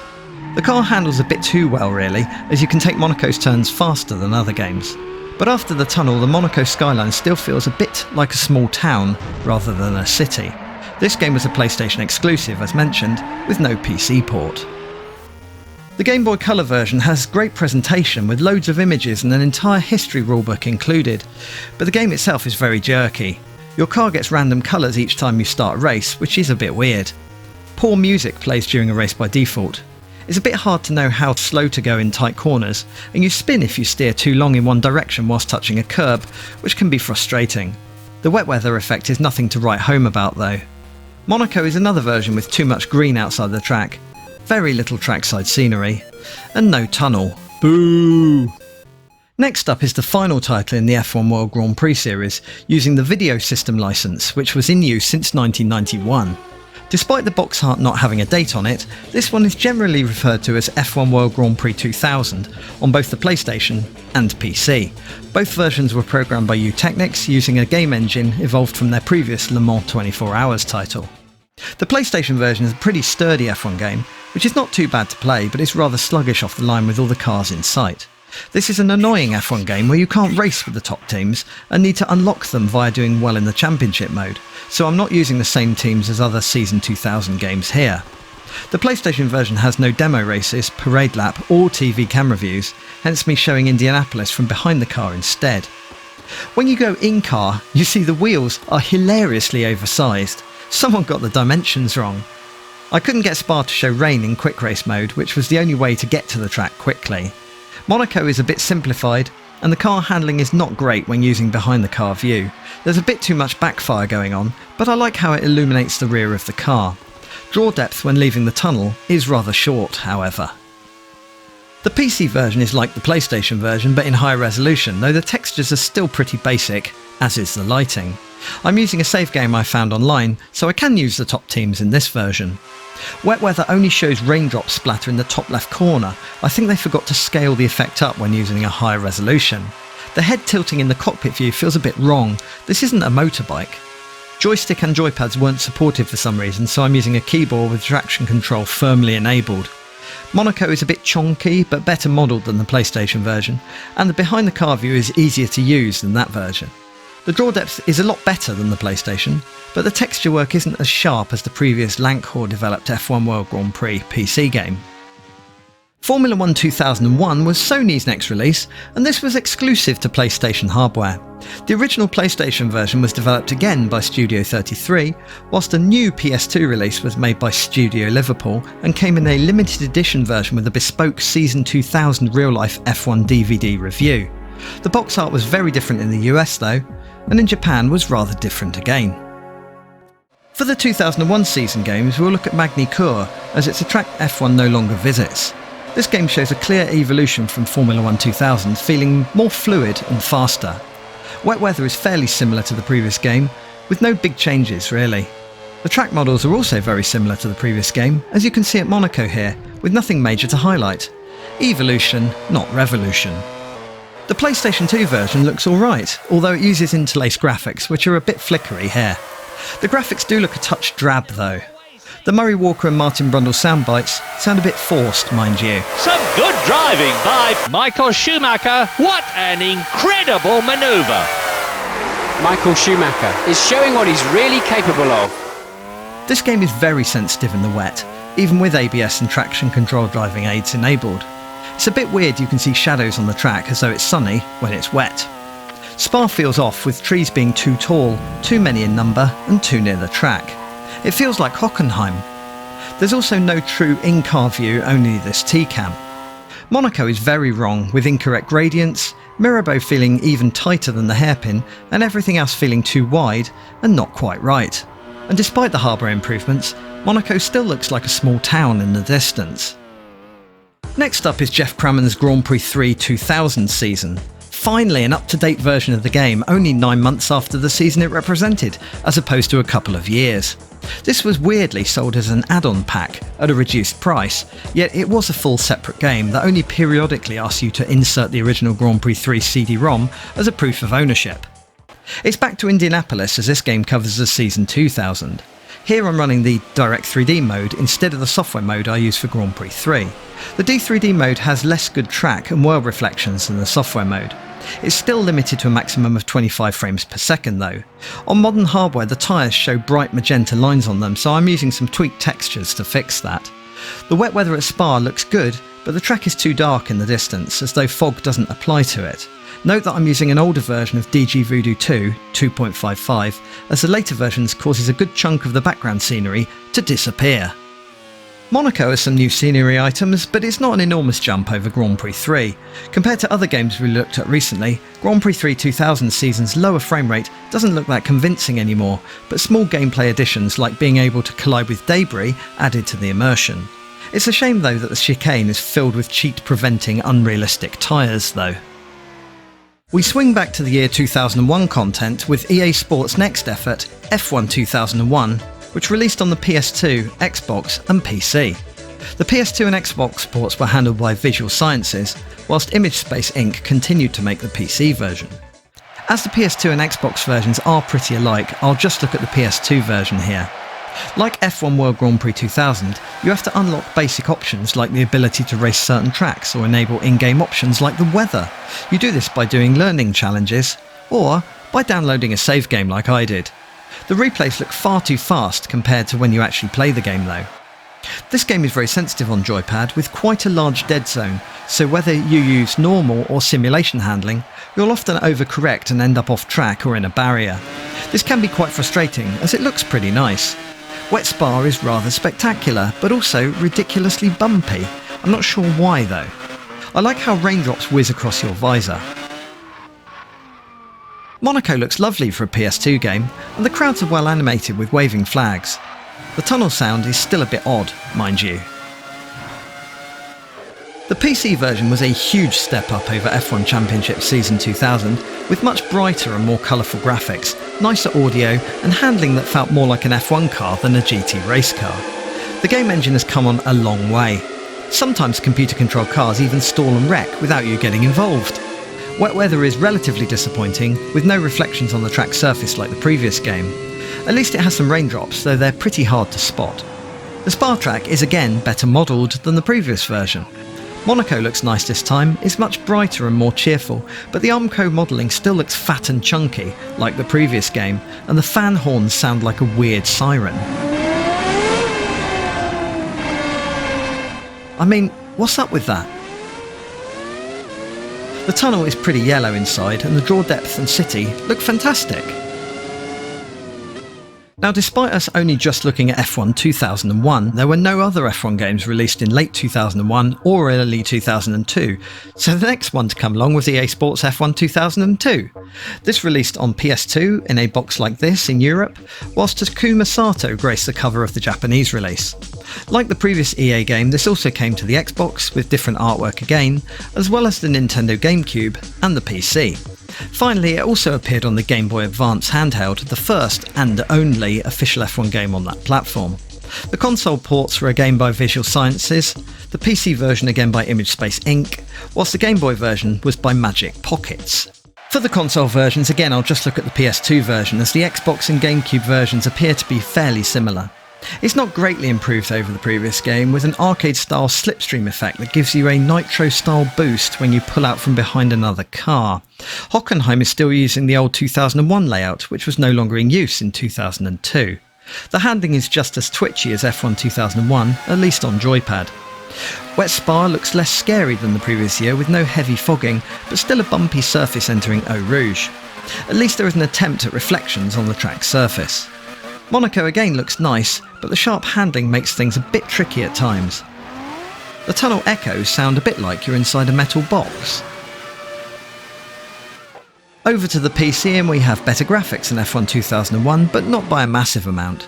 At least the PC version has the correctly modelled new 2002 version of Hockenheim. Texture work on the trackside scenery can look a bit dull at times though. Wet weather at Spa looks a bit more murky, with more fogging, but it still lacks any kind of road reflections, so looks quite flat graphically. Eau Rouge and Radeon have been modelled better again, I think. Lighting at Monaco is another step up, but still has the constant weird white lines marking the edge of the road, as per the previous F1 2001 title. At least the repetitive crowd horns have been eradicated on this one.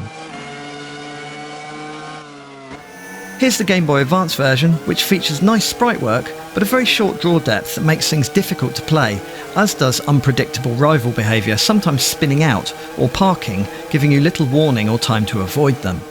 Wet weather is rather rudimentary, and all the tracks are perfectly flat, which is a bit of a shame. If you steer too hard you'll spin, but it's not always apparent how hard is too hard.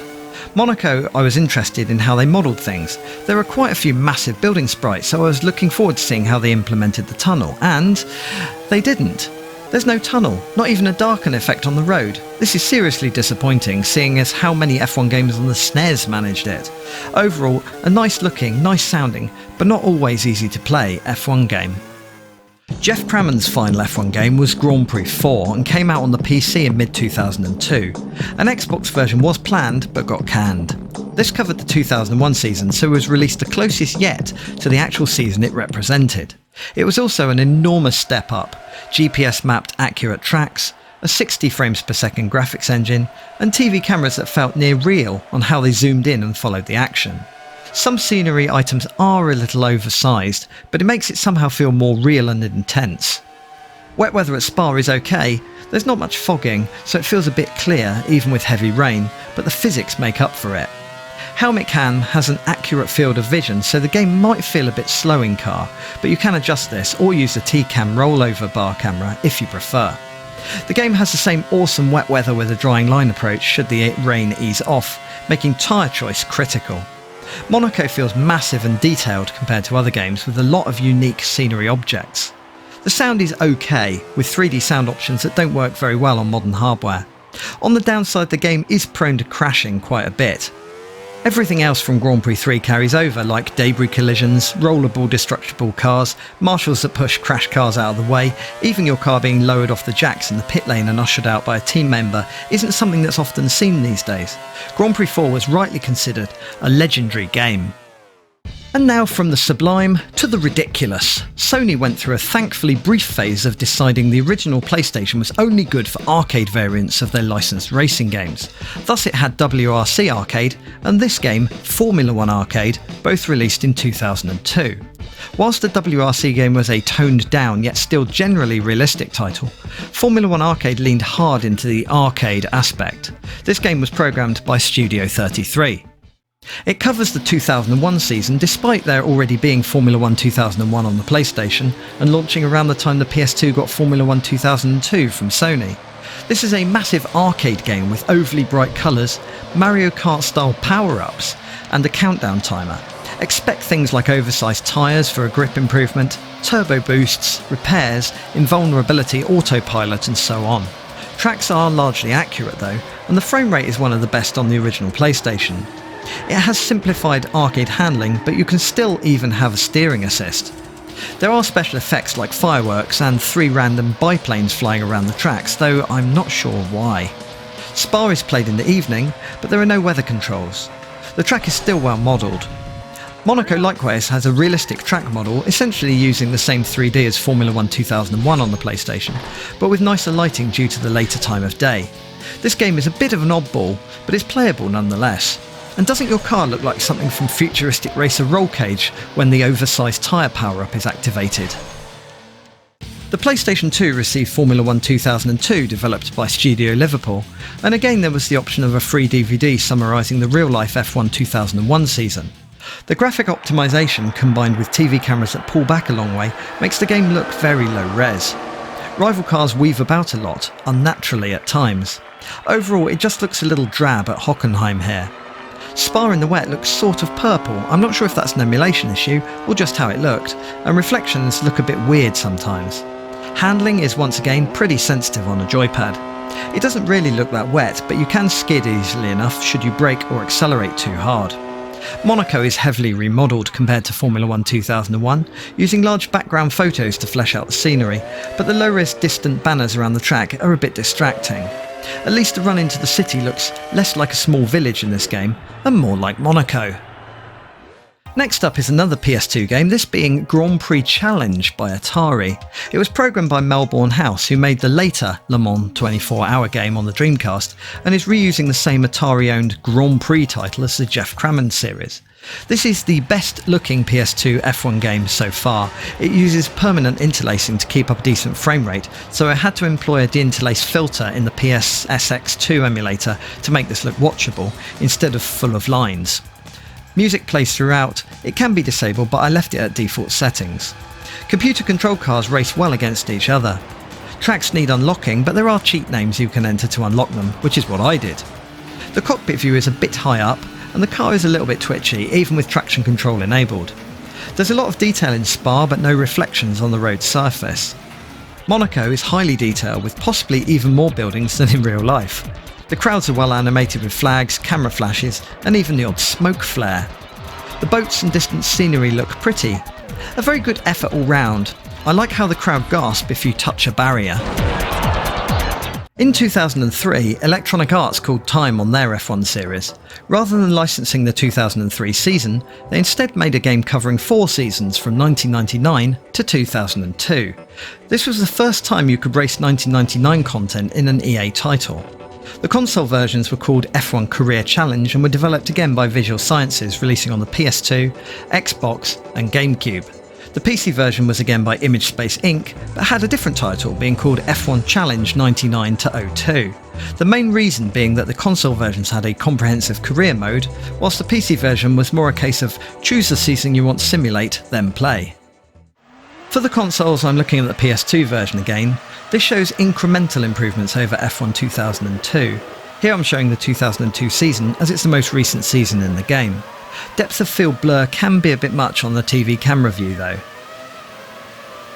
There's little change to the wet weather version of Spa included. It's still unrealistically bumpy and rather inaccurate. Monaco is likewise pretty similar to the previous game. The game leans a bit more on the motion blur effects than the previous one, which can sometimes make things look a bit more smeary when they're meant to be bumpy, for example if you get stuck in a gravel trap. The PC version allows you to play any of the 4 seasons, but lacks the connected championship mode of the console versions. TV replays use better cameras and keep the texture quality and reflections on the cars a lot higher quality, even when they're far from the camera. Wet weather in Spa is more intense due to the heavily improved raindrop effects, but the track is pretty much the same as in F1 2002, apart from tweaks to sponsorship hoardings. And Monaco is a repeat from the previous game too, sadly, with the 2 white lines along the entire track, which is nowhere near reality. There are also some rather chunky bits of scenery. The car handling is better throughout though, with sensitive inputs required, especially if it's wet. EA went out on a semi-high with this one, but they come back to F1 again in due course. And now we reach the F1 wilderness years, at least if you were playing games on something other than a Sony product. Formula 1 2003 was a game programmed by Studio Liverpool and released on the PS2 in a wide range of boxes, including this one in the UK, this one in Europe, there was a Renault variant, a Jaguar version, a Sauber version for Switzerland, naturally, and a Fernando Alonso version for Spain. There might have been other variants out there too. For 2003, we'll use the Nürburgring GP track, as it's no longer in use currently. The game looks a lot better than Formula 1 2002, with less low quality textures, but it still feels like the replay keeps changing speed, sometimes normal pace, and other times in fast forward.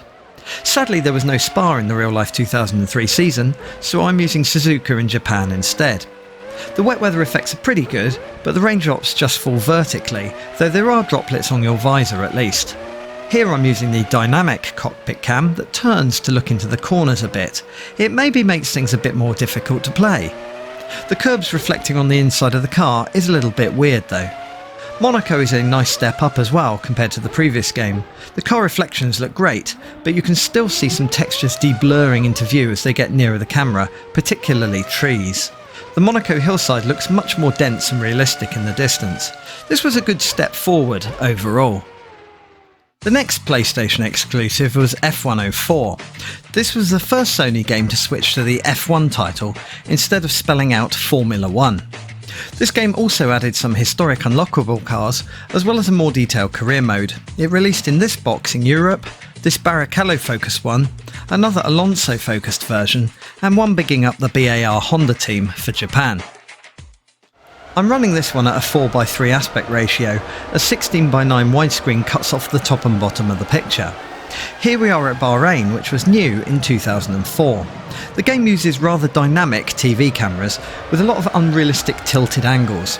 It looks better than the previous year's game though, and feels like a whole new 3D engine. Some high angle shots can show gaps in distant scenery though. The cockpit view now has a virtual helmet effect, and Spa is a lot more accurate than before. The wet weather effects are largely similar to the previous game though. Monaco is likewise way more accurate than even the previous year's 2003 effort, but once you get into the tunnel, it is a bit dark, mind you. The distance looks as good as Sony's previous game. For 2005, or F105 as I should call it, we actually had two versions. The first was the PS2 version, a game by Studio Liverpool, which released in boxes favouring BAR, Ferrari, Renault, Toyota, Christian Klein, no, really, and BAR Honda again, but bigger for Japan. The game also came to the PlayStation Portable or PSP under the name F1 Grand Prix, programmed by Traveller's Tales. This one released under the name F105 Portable in Japan, which makes more sense. Here we are in Shanghai, which was used for the second year in 2005. The TV mode is much more realistic than the crazy camera angles of the previous game. It almost looks like real life, well, a little bit. The game also added stacks of new features, including the use of the iToy camera to map yourself into the game. There were classic cars and classic Detroit and Paul Ricard circuits, along with plenty of other new features. The cockpit view has lost the helmet cam surrounds, but gained a lot of optional motion blur and vibration effects. Is it more realistic? You can decide on that one. Spa is pretty much the same track as the 2003 game though. Monaco is a lot darker than the previous game, even though this was played with sunny conditions. The tunnel gets so dark you need a torch. The camera angle is lower down as well, so you can see a lot more of the horizon in this game. The PSP version feels a lot like Traveller's Tales' other PSP game, WRC, which was also released in 2005. It has the same sort of licensed pumping rock tracks and a flash to white when the camera angles change. TV mode doesn't allow you to focus on one driver, so here we have a Minardi and Sauber leading a Renault at Shanghai. Yeah, that's realistic. Graphics are low res, but not too bad. Rain at Spa makes it look like your tyres are steaming. It doesn't greatly affect handling though. This version possibly appears to share track models with the PS2 version, though they are heavily simplified here, with much reduced detail. Monaco is likewise a much simplified version of the PS2 circuit. The handling is a little more arcade than its bigger brother, and you need to be gentle with the controls or you'll ping pong along the walls. Overall, this wasn't too bad for a PSP game. F106 was the next exclusive Sony title, again by Studio Liverpool. It released on the PS2 with even more cover variants with different hero cars on. We had a Renault cover, McLaren, Williams, Ferrari with Niki Lauda, Red Bull with Christian Klein, Midland Spiker with Tiago Monteiro, another Alonso version, and a Japanese cover that favoured the Super Aguri, Toyota and Honda teams. The game also came to the PSP with a similar range of covers. Here's the BMW Sauber version, whilst the Japanese version again favoured the Japanese teams and was called F106 Portable. But what about the game itself? The PS2 version TV mode uses camera angles and presentation that's even more like real life. We're at the Turkish Grand Prix here for its second year of use in real life. The McLarens lack a true chrome reflective effect on their cars though, so look rather grey, but overall this looks decent. The shaky cam is back again in car, but sadly Spa isn't here as it was being rebuilt in 2006, so it didn't make this game, so here's Suzuka again. The rain still falls vertically like a curtain over the top, and there's still no reflections on the track's surface. Monaco has more realistic lighting, and you can see again how the McLaren doesn't really look very shiny here. When you get inside the tunnel it has much brighter lighting than the previous game. For some reason the textures feel a bit more blurry in the distance. Maybe additional optimization was used to improve the frame rate, or the reduced motion blur means textures stand out more. The PSP version has good and bad news with this port. The good news is it was handled by the same team, Studio Liverpool, as the PS2 version. Thus it's literally just a reduced detail version of the PS2 game. The bad news is it runs at a much lower frame rate than the previous 2005 iteration, which was handled by Traveller's Tales instead. So you've got near parity in menus and options, and only some reductions in visual quality, but you've also got a jerkier experience. Rain at Suzuka has less fogging, and the car steering wheel doesn't display any information in this version. But the handling is similar to the Big Brother PS2 version. The curtain-like rain is fainter though, and almost not noticeable. I also don't like how simplified the insides of the wheels are, with the suspension and brakes disappearing into a flat texture. Monaco is similarly a reduced detail port of the PS2 game, but it's more zoomed in so feels more cramped. There are fewer boats, and the background hillside doesn't appear until you're almost in the city again. Right at the end of 2006, Sony released their final exclusive F1 game before Codemasters took over the official F1 license. This was on the brand new PlayStation 3 console. Again, this was handled by Studio Liverpool and was pretty much an HD reworking of the PS2 version. Again, the box art had a lot of variety with versions highlighting Renault, McLaren, Ferrari, Williams, Midland Spiker and Alonso close up, to list just a few. This was the first HD F1 game on a console, albeit at 720p. There's way more detail than the PS2 version, which is to be expected. The emulation here on RPCS3 is lacking crowds in the grandstands though, as the graphics for them break up horribly if enabled. The game uses different camera positions to the PS2 version, with copious amounts of motion blur to make it feel even smoother in camera pans. The rain effect is extraordinarily well done and pretty terrifying to drive in, with droplets running in all directions. The sky isn't quite as dark here as the PS2 version though. I started 2 races in the rain and both look the same.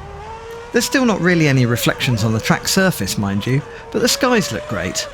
The tracks haven't just been upscaled from the PS2 version, they've been extensively remodelled, with far more varied scenery objects such as corrected tree types in Monaco, and lots of little new objects to spot. The reflection on the McLaren is better too, and the view coming out of the chicane is massively improved over previous games. Sony went out on a high with this one. And then we entered the dark times. 2 years without any official F1 games, 2007 and 2008, as Codemasters geared up for their take on the franchise from 2009. Of course, you can drive certain cars from 2007, such as Kimi Raikkonen's championship-winning Ferrari in games including Gran Turismo 5, Test Drive Ferrari Racing Legends, F1 2017, 2018, 2019, and as shown here, F1 2020. Lewis Hamilton's first championship-winning McLaren is in far fewer games, being only found in F1 2017, 2018, 2019 and 2020. Although the cars from 2008 have become aero monsters with crazy downforce solutions popping up all over the place, making them simultaneously unique yet repulsive at the same time.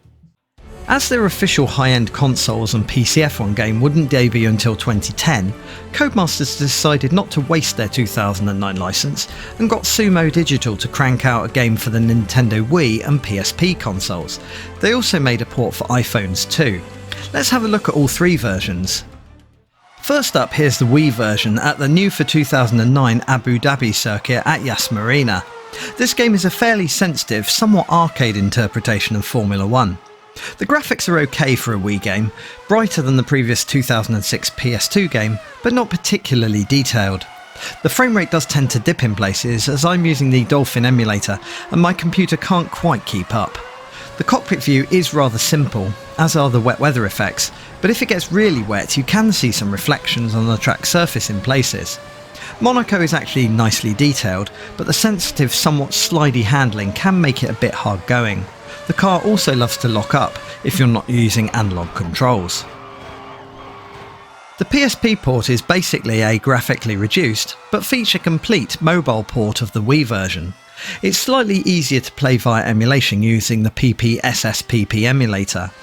Wet weather at Spa has much more intense rain, but the simplified reflections and markings on the circuit make it much harder to read where the track goes than the Wii version.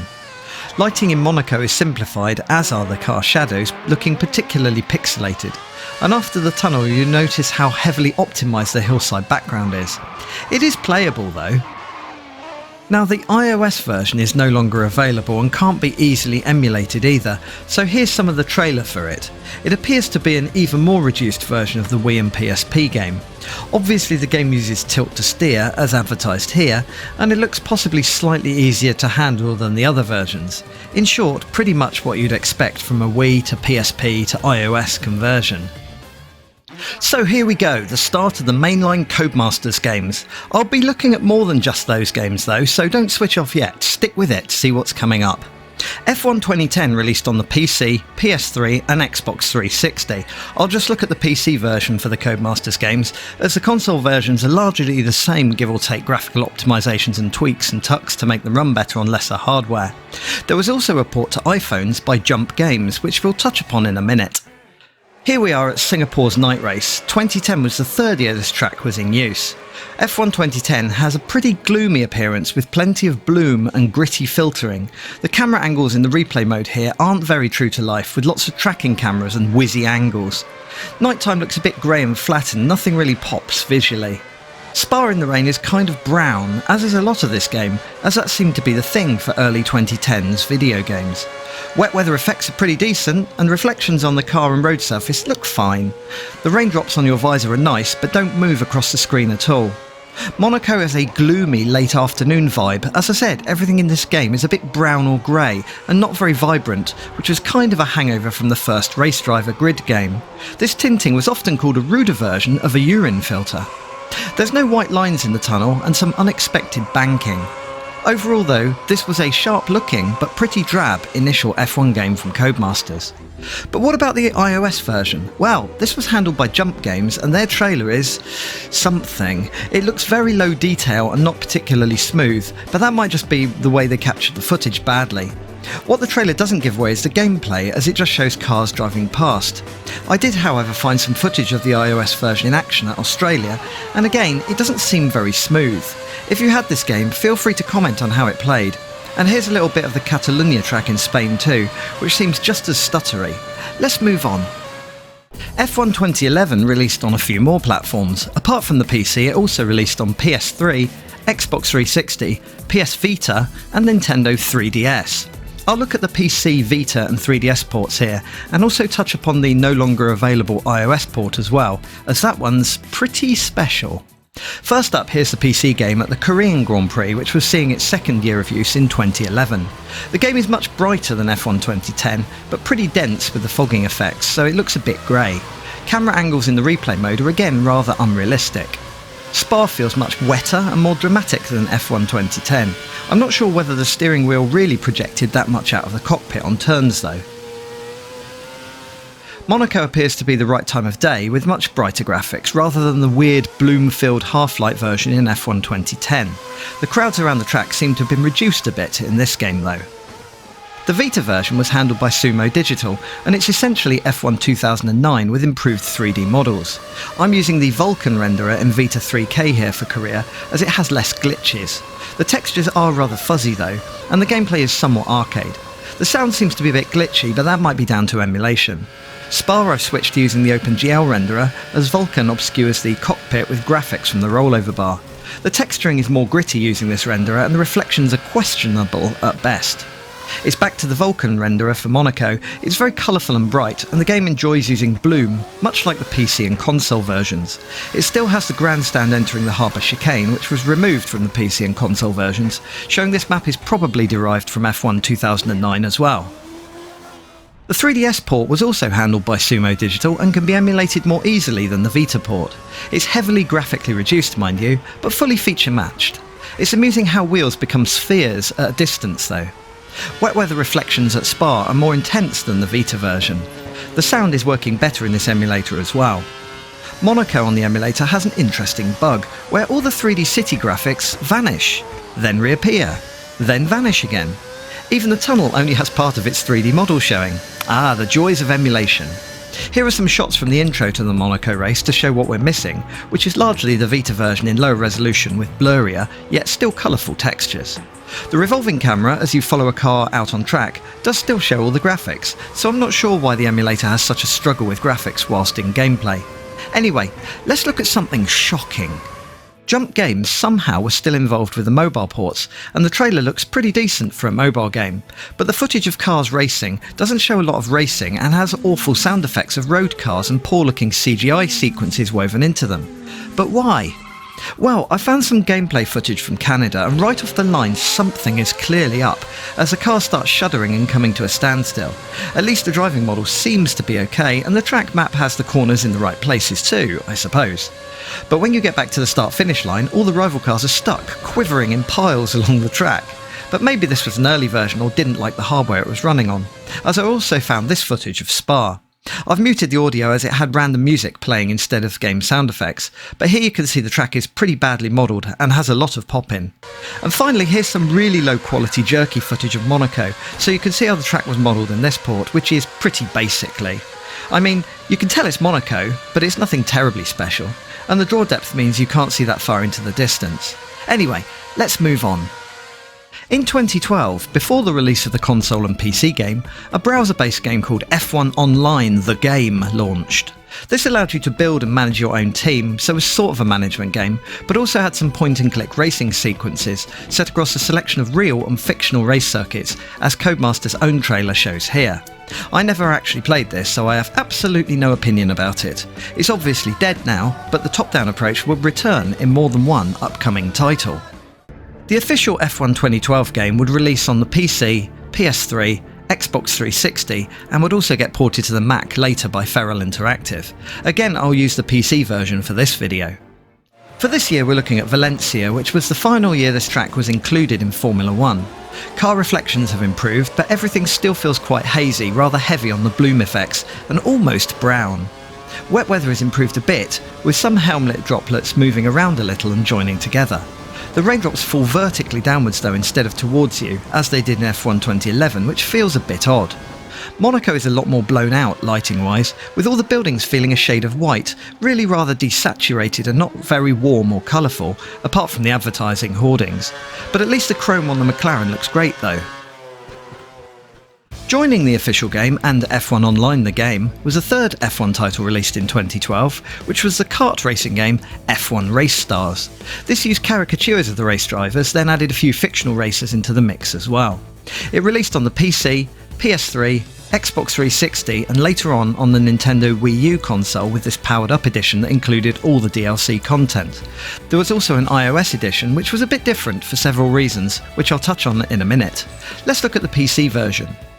This was a bit of a Mario Kart clone with tracks partly based around the F1 circuits and partly based around the location the track is in, with lots of comedic touches. Tracks have unlockable shortcuts, though I'm not using those here. The comedy bobblehead versions of the drivers are cute and funny, whilst power-ups cleverly included things like the pace car and a rain shower, but also bubbles to slow rivals down, and a child-friendly bottle rocket for a mega boost.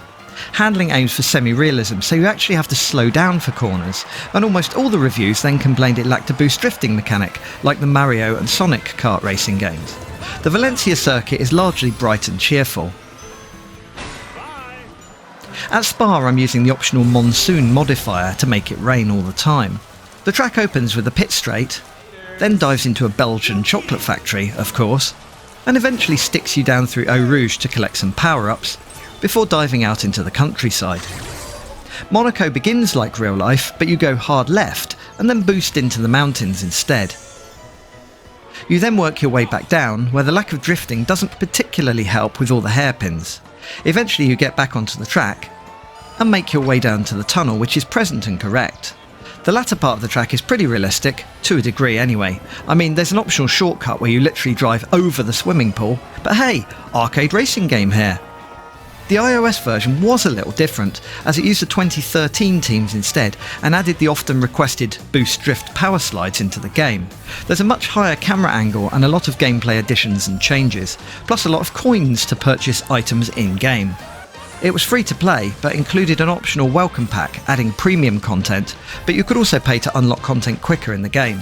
Standard fare for mobile games of the era. I've never played this version, but it did make me think the console and PC players were missing out on the boost drift mechanic. Next up was F1 2013, and Codemasters knocked it out of the park with this one, adding classic 80s and 90s F1 cars and tracks, some via DLC though, and even added Murray Walker's voice to introduce the historic content. It released on the PC, which we'll look at, along with the PS3, this box shows the German Complete Edition with all the DLC content, and the Xbox 360 with this box showing the Classic Edition that included half the DLC. It also got ported to the Mac by Feral Interactive. In the 2013 content, here at the Indian F1 track, which was used for the final time that year, the colours are more vibrant and lifelike, possibly a little bit overly colourful on the track grass shown here. At Spa, the wet weather is a little different to F1 2012, but at least the falling raindrops fly towards you again in this year's edition. In Monaco, the colour has returned. It's not as washed out and white like F1 2012, and it's far more vibrant than F1 2011 that had a slightly brown filter. Even in the tunnel, things look good. Also in 2013, Codemasters released F1 Challenge on both iOS and Android mobile devices.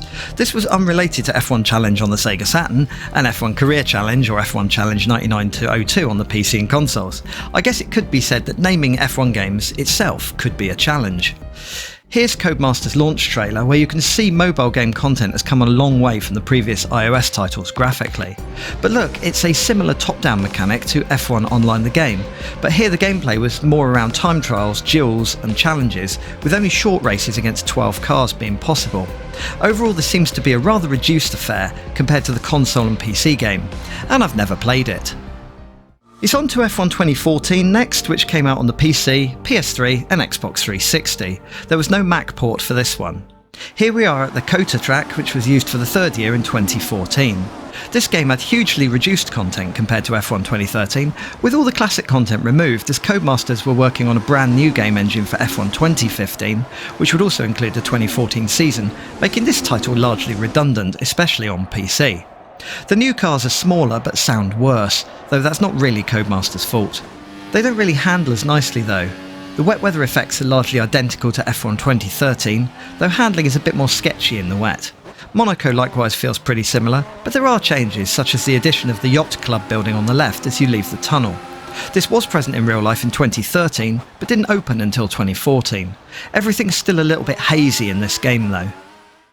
F1 2015 brought in an all-new iteration of Codemasters' Ego game engine and released on the PC, which we'll look at, along with the PS4 and Xbox One, being the first game for both of those new consoles. As it was new to those consoles, they also included the 2014 season as well, meaning that PC players could now play F1 2014 in both its previous engine and the new 2015 version. It was also ported to Linux by Feral Interactive.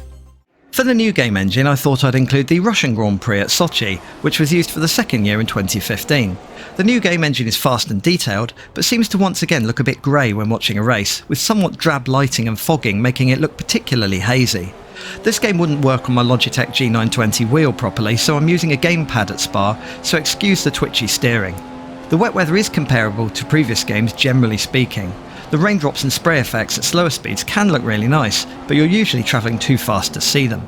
Unfortunately, Monaco has regressed somewhat, as the lighting here gives everything a pale yellow look, making it washed out and dull, a bit like F1 2012.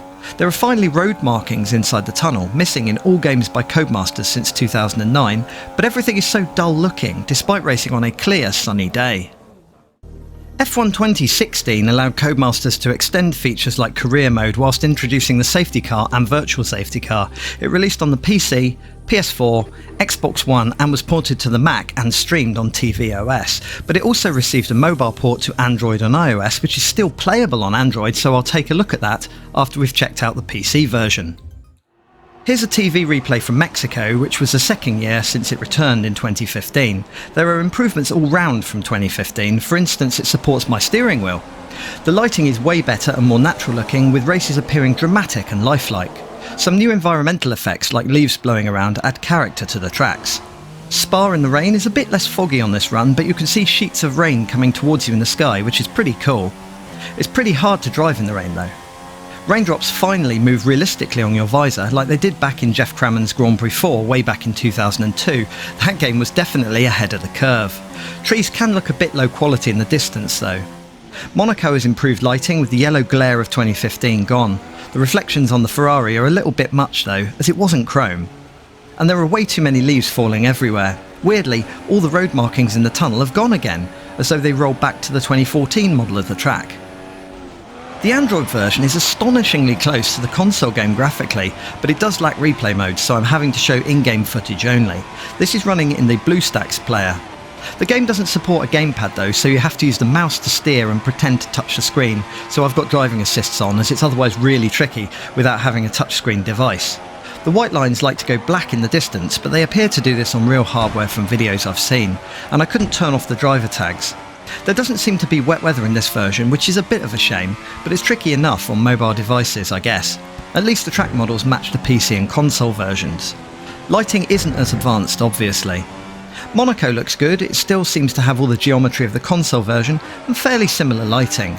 Curiously, this version does have the road markings in the tunnel, unlike the PC version we looked at just now. The draw depth is good too, a great effort.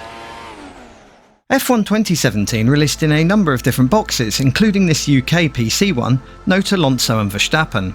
Here's the PS4 version's US box art, which brought in Massa and Perez because American. Well, South American at least. Finally, here's the Australian release for the Xbox One that brought back Alonso and obviously the eternally cheerful Daniel Ricciardo. The game also released on Mac and Linux, courtesy of Feral Interactive. There was a special edition that included a classic McLaren car, but the game also had a range of other classic cars, some short variants of tracks, a silly nighttime Monaco race, and a few other bits and bobs. In-game we're looking at the PC version in Baku, which was the 4th year it was used in real life. You can see the heavy lighting updates which attempt to replicate HDR effects even without an HDR screen by using exposure to dim and brighten scenes. It can look a little dark at times, but generally more realistic than F1 2016. Reflections on more surfaces look good. Wet Spa and everything looks and feels higher fidelity than the previous game, though it can still be tricky to spot curbs sometimes. Monaco benefits greatly from improved lighting and has now sprung up a lot of extra streetlights around the track for the aforementioned not at all realistic night race you can now have there. The streetlights all appear to be lit even in the daytime, and it makes it feel a bit unrealistic. And there are still no road markings in the tunnel. When will they return? Like day follows night, F1 2018 followed F1 2017. As before, this came to PC, PS4 and Xbox One. Yep, the PS4 box is the German one where Vettel gets top billing. This game had a headline edition with classic cars from Braun and Williams that extended the classic content in the game yet further. Other than that, we had time-pressured media interviews that influenced your career mode. Not sure how realistic that might be. The power of TV, woo! Setting off at the divisive French Paul Ricard circuit, which returned in 2018, this game had the cars spitting more sparks than the previous version, but also seems to use too much haze, which makes things look a bit less cheerful and rather grey. It's possibly more smooth than F1 2017 though. This is the first F1 game with the halo, and Spa is much darker and more oppressive in the wet. I still feel the track looks so wet that racing would be called off, but at least it looks good. Monaco likewise feels a bit better than F1 2018 as the reflections, lighting and exposure have been improved, so cars now feel like they're part of the scene better. And amazingly, the lines have returned in the tunnel at long last. It still looks very hazy though, even in clear conditions, and gloomy enough that the always-on street lamps stand out even on clear sunny daytime. Now it's time for a detour into the no longer available F1 mobile racing game, which was made between Eden Games and Codemasters and released on Android and iOS devices in 2018. It then carried on adding season after season right up until 2023 before it was culled and delisted. Here's some of the trailer Codemasters put out in 2018. You can see the game looked clean, but quite like a mobile game. You could create your own car and livery, make upgrades, hire drivers and team principals, etc. requiring plenty of in-game purchases in order to do well, I expect. But as this game ran on until 2023, you can see by its final year it was much more handsome, looking pretty close to the console and PC games, though this hyperactive and short trailer doesn't show much of the actual gameplay. I believe this game was pretty well regarded, as a lot of people seemed upset by its cancellation, and as it relied on an online connection, it's no longer playable in programs like BlueStacks. Just another mobile F1 game that fell by the wayside. Getting back to the mainline series, F1 2019 released in 2019 obviously. This again hit the PC, PS4 and Xbox One. As you can see from the Xbox artwork, there was an optional Legends edition which included Senna and Prost and their classic cars. The game also soft launched the Breaking Point story mode of later games, as it introduced fictional racer Devon Butler in an F2 career opening mode, as F2 had just been added to the game for the very first time.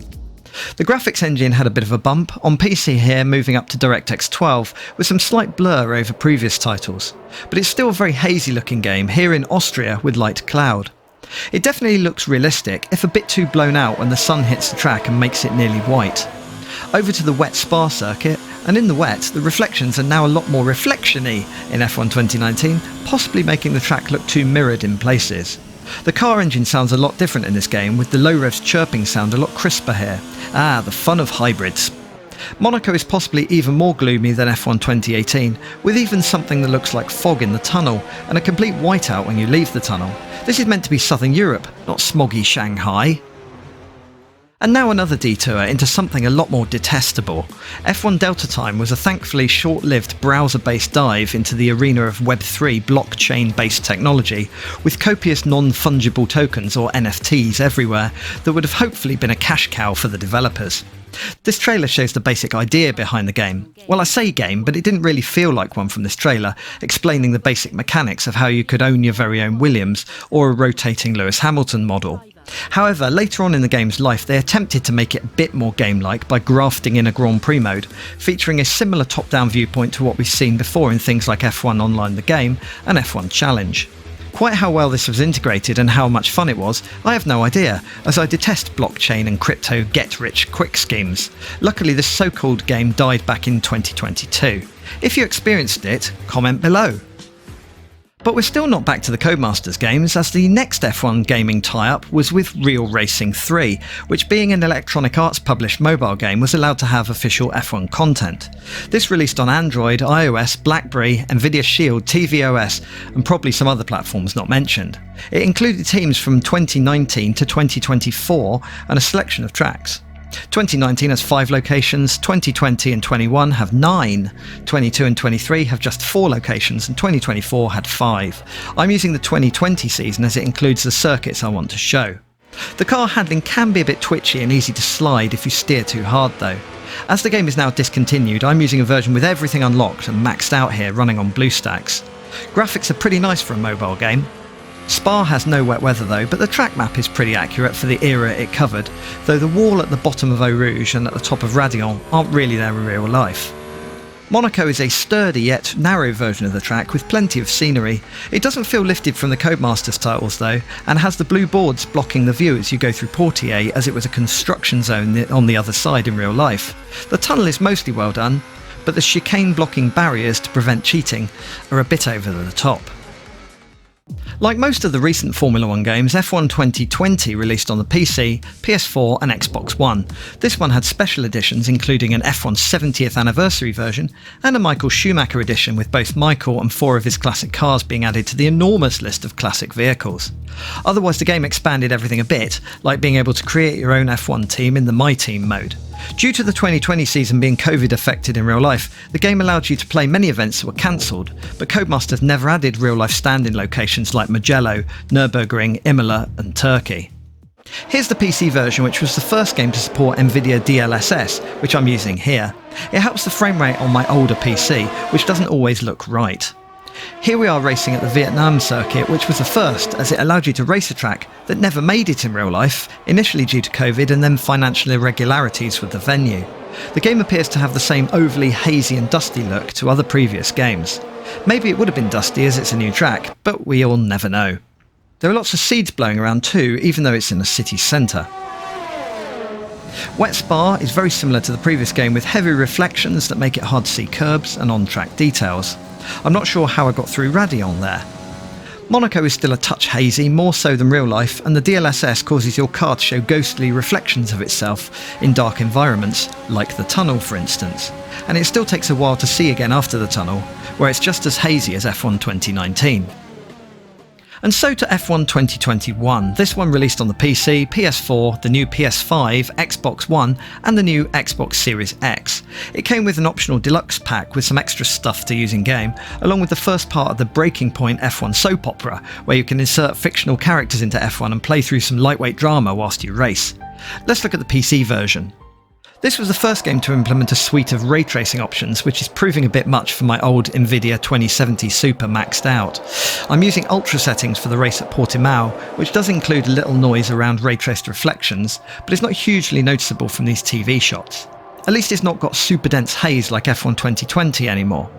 Wet Weather at Spa here is using everything maxed out beyond ultra settings, as it introduced a lot of noise around the halo and on curbs. At least with ray tracing you can now see where the track ends and the curbs begin, instead of everything being a mirror like the previous game. The audio is using the in-helmet sound, which makes everything sound like you're racing F1 with cotton wool in your ears. Monaco adds a rollback to ultra settings, which drops ray tracing to medium and loses screen space effects on shadows. The DLSS is, once again, causing noticeable ghosting effects behind the car, especially in the tunnel, and it's still pretty hazy again too. Boo! Time for another officially licensed diversion, and this time it's Rocket League by Psyonix, which was released on the PC, PS4, Xbox One, Mac, Linux and Nintendo Switch. The developers initially licensed the 2021 teams, but I only purchased the 2022 season content. Neither packs are available to buy anymore, the joys of licensing deals. It's a bit weird seeing driverless F1 cars playing football, or soccer for you Americans, with rocket boosts and controllable jumps and flips. I'm less good at Rocket League than F1 games, but eventually scored a goal at least. Here's a Ferrari playing football in the rain. Spa it's not. I didn't manage to score this time. No Forza Ferrari. Finally, it's a Mercedes at a track that feels vaguely like Monaco if it had a big beach. The silver car appears more white here though. Notice I swapped the ball for a beach ball which bounces higher and is much harder to score with. Somehow our team won. Not that I can claim any part in that success. Anyway, let's get back to the mainstream games. So here's F1 22, the first game to lose the 20 in front of the date. Technically it's now called EA Sports F1 22, but you know, F1 22 on its own is fine with me. It released on PC, PS4, PS5, Xbox One and Xbox Series X, with a couple of designs, one where Lando is the happy person and the other where it's George. There was a Champions Edition DLC too with some extra bits and pieces, and an extended F1 Life feature where you could own and show off supercars which you could drive in some modes, along with a drivable safety car. There was also formation laps, interactive pit stops and sprint races for the first time, along with crossplay, so all platforms could play together. Let's again look at the PC version. First of all, here's a Saudi Arabian Jeddah Corniche track, which was used for the second time in 2022. The game used more extensive ray tracing, which makes this a struggle on my older 3D card, but I enabled it to show the lighting difference it makes, grounding the cars in the environment better than before, even when set to medium quality as shown here. At Spa, the lighting makes the track a bit too white, as it's picking up on the light sky colour, but it feels pretty realistic, even if it looks more like snow on the ground than rain at times. Monaco appears to be at what feels like an earlier time in the day here in qualifying. It makes it more dramatic in many ways, and again the ray tracing gives things a touch more realism, even if it's set to the lowest quality in this video. But again, it's still too hazy.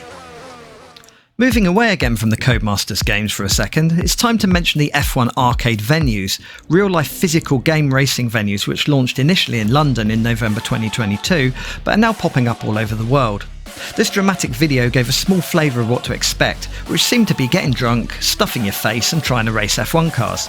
And here's an early 3D render of the London venue giving a flavour of what the venue would look like without any guests. Now you might have thought this would naturally use the Codemasters F1 game for this, but they didn't. Instead they licensed a special build of R-Factor 2 from Studio 397 and Motorsports Games. By racing you unlock in-house currency which you can then use in mini reaction games and to try to win prizes, etc. Here's a look at the Kota track in-game, and you can see it's set to lower difficulty here as the game has 5 difficulty levels, hence the arrows to show you when to slow down, but the other cars seem pretty tough.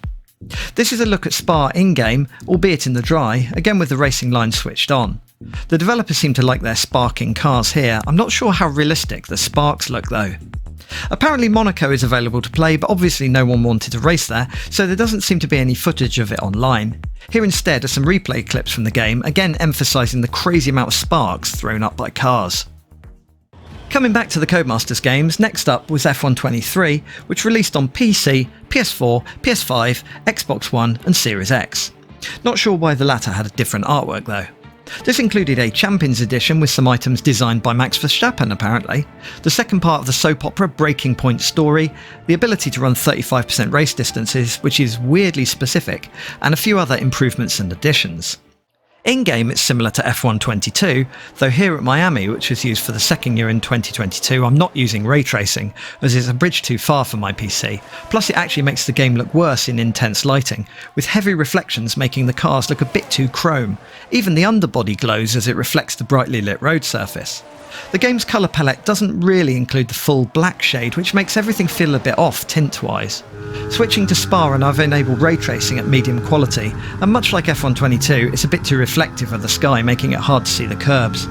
Monaco has some tweaks and tucks here and there, and the ray tracing makes a difference here, but again, the dark areas never look truly black, as if the game has a browny red tint applied. I'm not sure what happened here. Next up was F124, which released again on PC, PS4, PS5, Xbox One and Series X. This also had a Champions upgrade with some new in-game content and added a driver career mode for 1 or 2 players. A new dynamic handling mode allegedly made the game better to drive.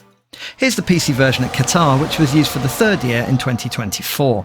Here I set the graphics to just medium, but then enabled some ray tracing features. My elderly hardware is really starting to struggle with this one. Qatar at night needs a lot of graphical resources, but even at medium this looks good, I feel. Spa has been heavily remodelled in 2024 with the new grandstands on the run down the hill, plus the new big one at the top of Radion. Ray tracing somehow makes it even harder to see the curbs than the previous game though. And Monaco, even on medium graphics with just some of the ray tracing effects turned on, looks stunning and feels even more immersive than F123. Again though, the full shade of black isn't really here, but a lot of haze still is. It's getting harder and harder to talk about these games as the games begin to plateau in terms of features and effects. F125 released on PC and only PS5 and Xbox Series X, finally dismissing the previous gen PS4 and Xbox One hardware. There was a so-called iconic edition with some Lewis Hamilton related content, the third Breaking Point soap opera, some content advertising F1 the movie, though the Apex GP team content to be used in Korea was only available for a very short time, leaving fans of the film disappointed. Oh, and the first 5 tracks are now laser scanned for accuracy, and you can race some tracks backwards for no accuracy at all. Here's the PC version running at the Las Vegas track, which was used for the third year in 2025. The game has subtle graphical improvements over F124, but nothing I can show as I'm not able to run ray tracing on this one at all, or it turns into a slideshow. It does look rather hazy here though, but that might just be down to how the trackside lighting looks, as distance shots look much less hazy than close-ups. At Spa I'm running no ray tracing at all, but it means I can use ultra high settings on everything else. It's possibly a bit easier to see the track without ray tracing enabled, but it feels a lot more treacherous to drive in this game. Monaco without ray tracing feels a touch less dark, and maybe a bit flatter than F124, but it's still got a fabulous level of detail. I still can't quite get over the constantly on additional streetlights though. For the entirely fictional night race, you can still run here. And finally we reach F126. No, wait, it's F125 2026 Season Pack. That's not confusing at all. Yep, Codemasters decided to release the technically hugely different 2026 season as a downloadable add-on pack for F125, as the game is undergoing a giant overhaul in 2027. What do you get for your reduced cost? All of the 2026 content, obviously though you can't use the 25 cars, Breaking Point, Connor Sport fictional team or movie Apex GP teams in the 2026 season because licensing limitations. Also they decided to drop 2-player career mode, which made a lot of people unhappy. However, the new Madring circuit, which in real life hasn't even been finished at the time of making this video, certainly lives up to its mad name. Whilst the cars now have the latest contentious updates, hello super clipping, overtake and boost modes, the implementation of them is slightly simplified. The newer cars certainly have a lot of power on tap thanks to hybrid deployment, and racing in the wet at Spa can get properly sketchy if you're too hard on the accelerator pedal. The new control tower and bridge from real life aren't included in this pack though. Monaco is as per F125 too, and I'm still running without ray tracing for a smoother frame rate. Monaco still lacks the new tower block developments, visible from Portier here though, despite them being in development since 2021 and mostly complete from 2023 onwards. So that brings us to a slightly hazy conclusion of every officially licensed F1 game so far.